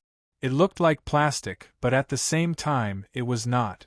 In the past, he had used this thin piece of plastic to cut off bits and pieces of Tibetan antelopes' horns, or the edges of their fur. Konganingpo had used this thin piece of plastic to deal with who knew how many antelopes he had killed, and later on he had used it to kill people. 10 minutes ago, he used it to kill a police officer. How many more should he kill today? He didn't find it troublesome at all. Chapter 50-44. The young driver's hands and feet were trembling. He quickly glanced at the rearview mirror and met a pair of malicious eyes. The young man's hands trembled violently. Bro, you want to rob me, right? I have money. Bro, please be merciful. Don't hurt me. Gonganimbo ignored him. His malicious gaze was fixed on the young soldier who dared to run after the car, who was still clutching the door handle with both hands. He grinned, and his smile was so cold that it made people's hair stand on end. He opened his mouth, and even the people in the car could not understand what he said. Xia Jinyuan understood. The criminal in the car said to him, Either I drag you to death, or I kill her." She pointed at the hostage. There were 3 hostages in the car. The other 2 had a chance to escape, but the hostage who had been kidnapped had a slim chance of escaping. Moreover, she was a woman, so her chance of escaping was almost 0. Xia Jinyuan didn't doubt the sincerity of a criminal who was crazy enough to kill a police officer. If he said he would kill the hostage, he would definitely do it. Xia Jinyuan, who had no traction, hugged his head tightly. The huge inertia caused him to tumble. Xia Jinyuan, who was skilled in martial arts, didn't let himself fall. He covered his head and rolled several times. Other than the abrasion on his elbows and knees, he didn't hurt himself. The young man who was pulled out of the car for no reason finally realized that something was wrong. Also, damn it, he was here and the car ran away. Oh, f***ck, stop. I haven't gotten in the car yet. Wang Qian, you bastard, stop the car. The young man, who was wearing a black jacket, camel-colored overalls, and a pair of hiking shoes, ran wildly. 2 silver chains dangled from both sides of his sternum. As he ran, there was a clattering sound that sounded like keys colliding. He ran until he was in front of Xia Jinyuan. Knowing that he couldn't catch up with the car, the young man stopped and stretched out his hand to Xia Jinyuan.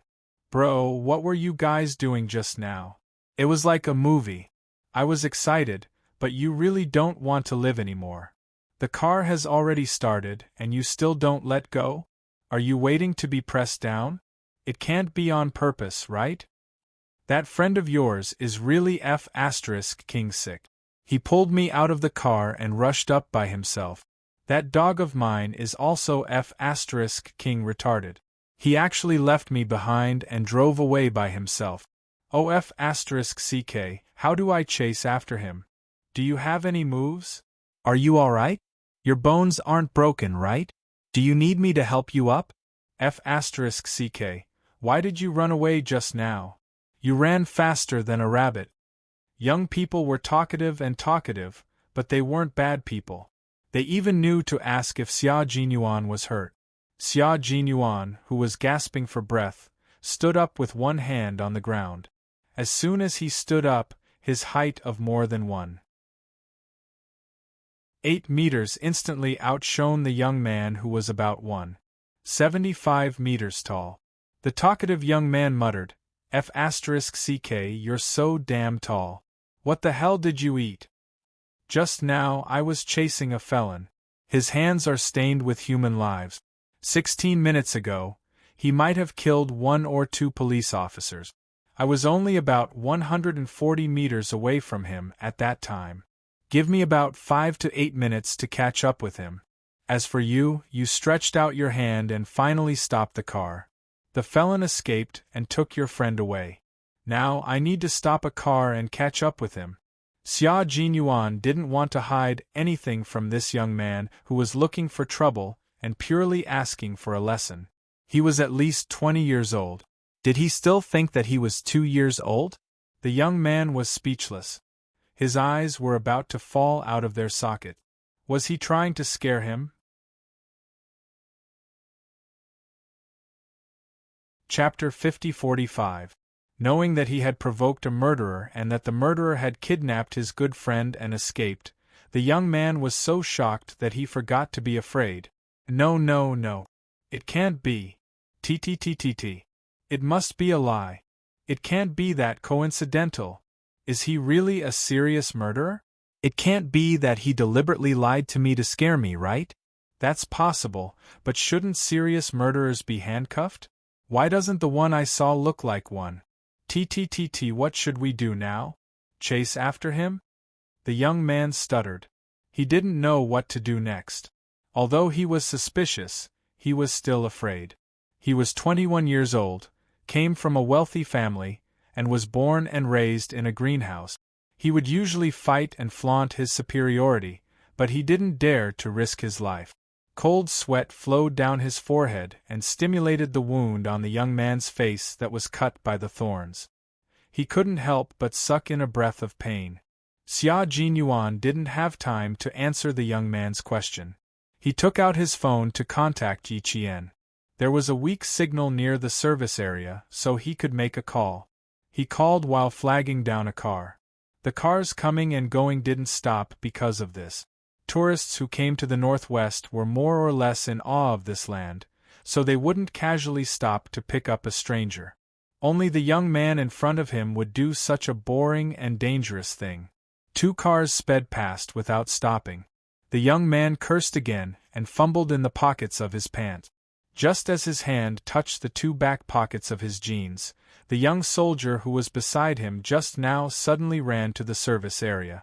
Hey, hey, hey, hey! The young man held his wallet and shouted at the back of the running soldier. F***CK, what should I do? He didn't know if Xia Jinyuan heard him, but the young man saw that he didn't stop and didn't look back, so he simply ran after him. His good friend was kidnapped, so he could only rely on this young soldier. Xia Jinyuan ran back to the service area as fast as he could and found the military jeep that they drove all the way from the Gobi Desert. He opened the door, got in, started the car, and reversed out. He was so fast that the wheels spun and dust was blown to one side by the wind. The tourists who were resting by the side were amazed. This technique was amazing. Xia Jinyuan picked up the young man who was still desperately running towards the service area. What's the license plate number? He asked coldly. His voice was so deep that it was as if he was suppressing a terrifying storm. The young man, who was still gasping for air, didn't even care that he couldn't catch his breath and hurriedly reported it. After that, Xia Jinyuan repeated it again. Only then did the young man notice that the soldier driving the car was holding a handheld communicator in his hand. There was a satellite communication system in the car. Even if they entered an uninhabited area, they could still contact the outside world. Soon, the director of a county police station, who was rushing out of the city, received an even worse piece of news from the army. The fugitive Gongan Ningbo had hijacked a jeep with 3 hostages and was heading toward the city center. The young man sitting at the back was now completely convinced that they had really provoked a murderer. Out of boredom, he provoked a murderer. Then, out of boredom, he got out of the car because of a bet. In the end, he was dragged out of the car by the criminal. Then, he kidnapped his friend and ran away. Chapter 50-46. At this point, the young man was already cursing in his heart. F***CK, that son of AB***TCH. All kinds of vulgarities exploded in his heart, but he did not dare to curse out loud. The young soldier sitting next to him was too scary. He was so scared that he wanted to go home and look for his mother. Xia Jinyuan did not care whether the boy was scared or not. He first asked about the situation of the hijacked vehicle, especially the oil condition. After learning that they had filled up the server and left, Xia Jinyuan punched the center of the steering wheel. The car honked and in the blink of an eye, it overtook a construction truck. A full tank of oil was enough for Gonganin to drive for hundreds of kilometers. The boy who was almost scared to death saw Xia Jinyuan suddenly hit the center of the steering wheel and honked. His thin body trembled violently like a bird in the wind and rain. Xia Jinyuan immediately reported the car condition information to the Pioneer Battalion, and the Pioneer Battalion reported it to the Shiji City Police. Fortunately, with Xia Jinyuan and Yi Qian's help, the police were not blinded. The boy who was trembling in fear straightened his back again. He cursed in his heart to give himself courage and hide the fear in his heart. At this moment, his hand was tightly gripping the tab on the roof of the car. He glanced at the young soldier sitting in front of him from time to time. He wanted to say something to the young soldier, but the young soldier's aura was so frightening that it made it difficult for him to breathe. He did not have the courage to speak. But if he did not speak, he would be even more panicked and scared. Xia Jinyuan dialed Yi Qian's cell phone number, but the call could not be connected. He narrowed his eyes and immediately hung up the phone.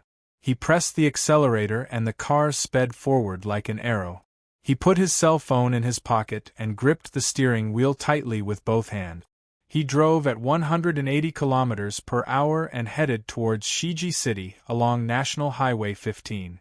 At the same time, he had already familiarized himself with the basic information of the 3 hostages from the young man. They were all rich kids from Suzhou and Hangzhou. They studied in the capital and sneaked out to have fun in the name of internship when they entered their 4th year. They had just arrived in the Northwest for 2 days and were preparing to go on a tour. In the end, they got themselves into trouble because of boredom. When the satellite communication system in the car received a call from the Pioneer Battalion, Company Commander's son told Xia Jinyuan that a policeman had died of myocardial infarction, and another policeman had his throat slit by a fugitive felon. The boy sitting in the back was already scared enough, and now he was so scared that he had to pee. Kill, kill, kill, kill, kill, really, really, really, really, really killed. He even killed a police officer. Throat cut. Brother, how the f*ck would I know that this grandson is a felon? The word felon isn't written on his body. If we knew, we wouldn't have dared to get off the car. We would have run as far as we could. You told us not to get off the car. Brother, we really didn't hear you. Brother, I was wrong. Don't be angry. Let's think about how to save my 3 friends. The 21-year-old young man cried out loud. If he had known, he definitely wouldn't have made the bet and wouldn't have gotten out of the car. In the blink of an eye, he had provoked a fugitive felon who even dared to kill a policeman. Hearing the crying, Xia Jinyuan glanced at the rearview mirror. He saw the boy crying until his face was covered in snot and tears. He clenched his teeth and said in a cold voice, "Although they were kidnapped, it doesn't mean that their lives are in danger. The felon needs to escape. Bringing 3 hostages at once will drag him down. Maybe he will let your friends get off the car midway." His words probably had a comforting effect. The young man, who was about to cry himself silly, said, "Really? Will that bastard really let my friends get off the car?"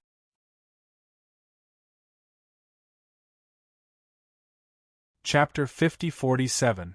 At this moment, the boy was no longer as high-spirited as he had been in the car. He looked like a frosted eggplant, listless.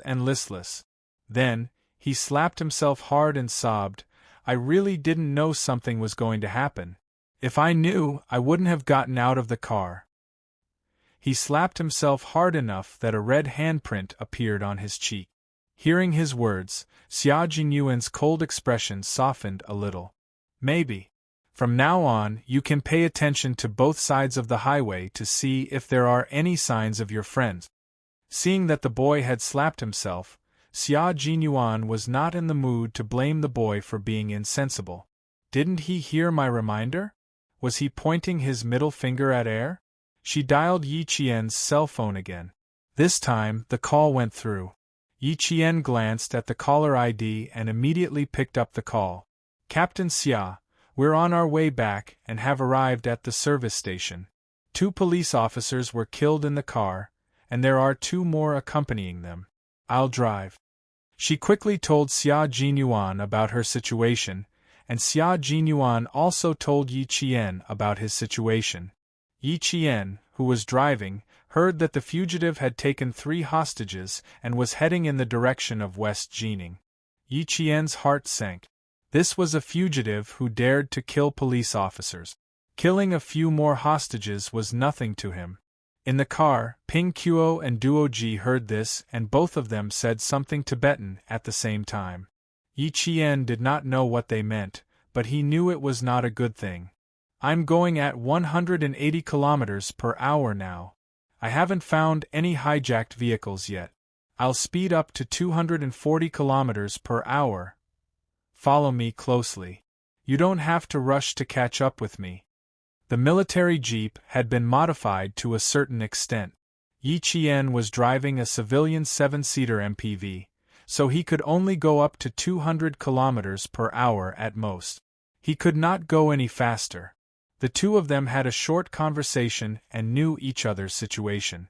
They were calmer when chasing after the fugitive. Due to the escape of the wanted criminal Gonganimbu from Sijanin and the kidnapping of 3 hostages, the entire city's police force was mobilized. Sirens blared all over the city as hundreds of police officers were mobilized. The plan on how to rescue the hostages was urgently launched. As for the location of the vehicle, it was currently unobtainable. The Transportation Department pulled out all the sky eyes on the entire Northwest Highway, starting with the service station as the starting point for a comprehensive inspection. Continuing ahead was Gansha County, which was also the county where Ping Tso, Duo Ji, and the 2 police officers who had been sacrificed had to reach. Behind them was Kesaji City, which was the provincial capital where Gongan Ningbo was captured. The incident happened at the service station in Lari Village, which was located on the 567 public road and 315 national highway in Shiji City. It was about 400 kilometers away from the service station to Gansha County. The two sides were so far apart that no one could guarantee that Gongan Ningbo would not abandon the vehicle midway. Moreover, they all agreed that the possibility of him abandoning the vehicle midway was very high. Once they abandoned the vehicle midway, the chances of capturing Gongan Ningbo again would be slim. With his survival skills, he could easily survive for half a year or even longer if he entered the barren mountains of the Gobi Desert. This was a cruel and cunning person who did not have many requirements for survival. The possibility of him entering Shiji City is very low. There are about 560 kilometers between the service station in Lari Village and Shiji City. With Gongan Ningbo's cunning, it is impossible for him to drive all the way into Shiji City. Moreover, the wanted criminal must know that entering Shiji City is equivalent to walking right into a trap. The possibility of him abandoning the vehicle midway is 80%. It was not 80% but 100%. The wanted criminal, Gongan Ningbo, had planned to abandon the vehicle midway and escape. He did not even consider entering Sijanin again. Chapter 50-48. The possibility of abandoning the car was 100%. Then, would Gongan Ningbo take the hostages and enter the Gobi Mountains? There were 3 hostages in the car, 2 females and 1 male. The female hostages in the back seat were in serious danger. The male was the driver, so he was relatively safe. If the car was abandoned midway and the criminal intended to take the hostages into the mountains, the 2 female hostages would most likely be brutally killed by the criminal. The male hostages would most likely be taken into the mountains by the criminal. Since entering the mountains required a certain amount of physical strength, the male hostages would be the criminal's first choice. These were all the police's guesses and analyses. The actual situation was in the hands of the criminal. The cold-faced Shi Jining Public Security Bureau chief immediately contacted the military. No matter how many guesses and analyses the police had, there was only one best solution. Let the pursuing soldiers stop the criminal from abandoning the car and entering the mountains to ensure the safety of the 3 hostages in the car. There were patrolling traffic police on National Highway 315. The nearby traffic police also received instructions from the brigade and rushed to the service station of Lari Village. When they saw a car in front, they immediately used their horns to ask the car in front to move aside. The cars that heard the traffic police's instructions all moved aside, making the already sparse national highway even smoother. Several police cars whizzed past, causing the drivers who were trying to move aside to wonder if something had happened in front. The car was going as fast as 240 kilometers per hour. Xia Jinyuan received the latest instructions. The Shi Jining Public Security Bureau chief hoped that he could stop the criminal Gongan Ningbo from abandoning the car. At the same time, all of Gongan Ningbo's personal information was given to him. The poacher in the no man's land had brutally killed 3 volunteers and a police officer. Now, he was very likely to kill the hostages. When the pale-faced boy heard that the felon who had kidnapped his good friend had killed 3 people, he immediately broke down and bit down on his arm. The force of his bite pierced through his clothes, and he was so vicious that he could bite off a piece of flesh from his arm. Xia Jinyuan had been paying attention to the boy's emotions. When he saw this, his eyes darkened slightly. He only said to the boy after the satellite communication was cut off, "For you, this is the best lesson. It will make you consider whether there will be consequences before you do anything in the future." In front, a silvery gray jeep appeared. It was the same color as the hijacked car. Xia Jinyuan's expression suddenly turned ruthless. He faintly curled the corners of his lip. "Sit tight, your car is right in front." The chase took 15 minutes, including the time it took for Xia Jinyuan to run back to the service station to get his car. The boy who had bitten his arm through his shirt, leaving deep teeth marks, looked up. "Brother, can I go down and help? I'm going to beat that bastard to death." "Little brother, even though he's a felon with several lives on his hands, you won't be able to escape punishment if you really beat him to death.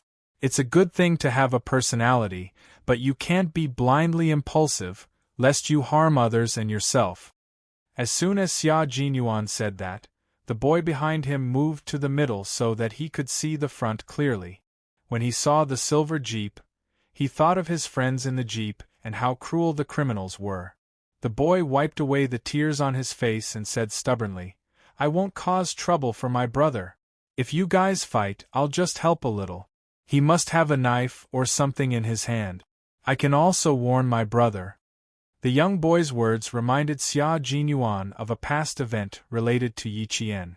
Not long after he met Yi Qian, he asked Yi Qian to sit in the car on a rainy night. Yi Qian said softly to him, "The relationship between the people and the people is as strong as water. Comrade soldiers, occasionally, as civilians, we can also be your support."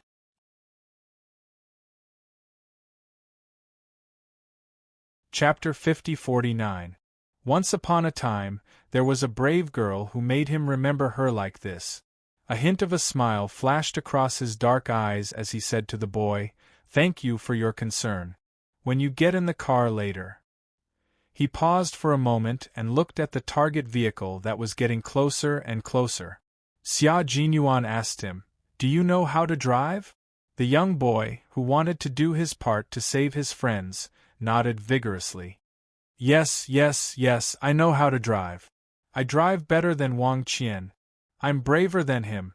Xia Jinyuan sneered. Fortunately, Wang Qian was driving now. If the boy in front of him was driving, the target vehicle would probably have sped up, and he wouldn't have been able to catch up so quickly. There was one good thing about the chase on the Gobi Highway. There was only one road throughout the entire journey, and there wasn't even a turn. Even if the fugitive Gonganimbo hijacked a car, he could only keep driving forward. After a faint smile, Xia Jinyuan said, "Very good. After saving your 3 friends, you'll drive them away. Your 3 friends should be fine for now. He doesn't dare to kill the girl in the back seat now, and he needs Wang Qian to drive. If he kills the girl in the back seat, Wang Qian won't be able to drive properly. You don't have to worry about the girl in the front passenger seat. Gonganimbo can't be in danger to her now. So, don't be in a hurry to cry. Sit properly and don't cause trouble for me." Xia Jinyuan believed that young people, especially boys, needed to be brave. The young boy's reaction was very much in line with Xia Jinyuan's temper. Even if he knew that they were chasing a felon who had killed 4 people, he didn't think of getting out of the car to protect himself. He even wanted to get out of the car with them later to help. This was worthy of praise. Since he agreed to try his best to protect himself in case of an accident and put his own safety first, but he was the one who caused the trouble. When the accident happened, he became a coward who only cared about protecting himself and caused his friends to lose their lives. He really couldn't think highly of such a person. When the young boy heard this, he immediately patted his chest and promised, "Okay, brother, leave it to me. I'll definitely take them away." After that, he leaned over and asked anxiously, "What about you, brother? What will you do after we leave? Won't you come with us?" Xia Jinyuan shook his head. "My mission now is to capture the fugitive. Take good care of yourselves later." The target vehicle in front of him was getting closer and closer. It was so close that he could clearly see the taillights of the vehicle. The people in the vehicle should be able to see him as well. "Sit tight." After saying that, Xia Jinyuan increased the speed by 20 km per hour, from 240 km per hour to 260 km per hour. The performance of military vehicles was far superior to that of ordinary jeeps. In addition, Xia Jinyuan was a member of the Special Forces, so his driving skills were top-notch and he could completely control the speed. The hostage, Wang Qian, was sweating profusely as he drove the car. His driving skills were not very good. He had only gotten his driving license for a year and was still in the middle of it. Driving at 180 km per hour was already his limit. At first, Gongningbu even threatened Wang Qian to drive at the highest speed. Wang Qian, who was so scared that his whole body was trembling, stepped on the brakes, and the car instantly went out of control and went off the S road.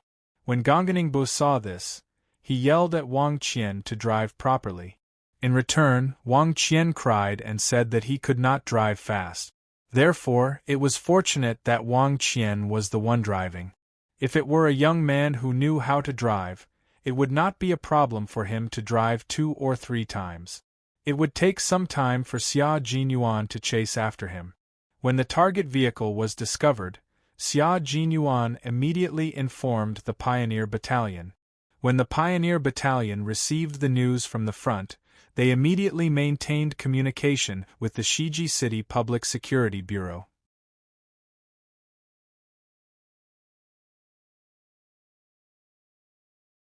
Chapter 50-50. The Shiji City Public Security Bureau was informed that the pursuing soldiers had found the target vehicle and were waiting for time to rescue the hostages. At that moment, the leaders who had convened the emergency meeting heaved a sigh of relief. The criminals are extremely vicious. Please tell the soldiers to be careful and ensure their own safety. The Shiji City Public Security Bureau Director's words were conveyed to Xia Jinyuan by the Pioneer Battalion. Xia Jinyuan was already close behind the target vehicle. Gongan Ningbo had already noticed the military green vehicle behind him. He immediately thought of the soldier who had chased him earlier. His face was distorted and his facial features were distorted. He used both hands to strangle the neck of the girl in the back seat and shouted ferociously, "Step on the gas! Hurry! Or I'll strangle her to death now!" The girl who was choked struggled and could not breathe properly. She made a painful sound from her throat. "Please! Please don't kill me, please, please!" she begged intermittently. Her face was getting paler and paler, and her lips were losing their color. The girl in the front passenger seat was trembling in fear. She did not dare to look. Wang Qian, who was also trembling, saw the girl who was about to be strangled to death. He was so scared that tears came out of his eyes.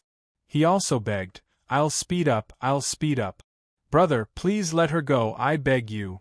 You see, hurry up and beg brother, ask him to let Tian go. Hurry up and beg brother." Wang Qian, whose knees were weak, sped up. He gritted his teeth and accelerated with a pale face. The car did not have any buffer and suddenly accelerated. Other than Wang Qian, the other 3 people in the car all fell forward. Xia Jinyuan, who was getting closer to the target vehicle, saw this and his heart sank. Oh no! Wang Qian was accelerating. The speed of the car exceeded the speed that Wang Qian could control. The whole car began to float. Something bad was going to happen. Brother! Hurry up! The young man sitting in the back did not realize the seriousness of the situation. He saw the car approaching. It was getting closer, it was really getting closer. He would be able to save his friend very soon. Very soon. His heart was beating faster and faster. It was so fast that it felt like it was going to jump out of his chest. He clenched his fists so hard that his nails almost pierced his palms. Wang Qian sped up. Yu Si, who was sitting in the front passenger seat, was the most scared. The car was the first to float. Yu Si, who was so scared that she closed her eyes tightly and screamed, "Ah!" She was too scared, too scared. "You see, escape. Hurry up and King jump out of the car." Wang Qian roared. He used too much force and his neck turned red. "Jump out. Quick. Motherf Ker, as long as one can escape, that counts." He couldn't escape, but Yu Si could. The girl was so scared that she did not hear what Wang Qian was shouting. Her voice was so loud that it covered Wang Qian's voice. When Gong'an Ningbo heard Wang Qian's roar, he straightened up and saw a heavy truck moving in front of him. He had completely turned into a lunatic. Suddenly, he broke into a grin. "Good. Want to jump out of the car? I'll fulfill your wishes." He had originally planned to leave only the driver to drive for him, while the other two hostages would find an opportunity to get out of the car. But now, I'll let you get out of the car. The crazy Gong'an Ningbo narrowed his eyes. The moment the car passed the truck, he suddenly opened the rear door and cruelly pushed the girl who had a deep wound on her neck out of the car. Wang Qian was frantically honking his horn to signal the cars in front to move away. He had no time to pay attention to the cars behind him. Yu Si's unwillingness to cooperate made him realize that they were in danger. He had to think of a way. You're tuning in to the Phoenix Nights YouTube channel. Don't forget to subscribe and join us on this journey to catch the most captivating stories.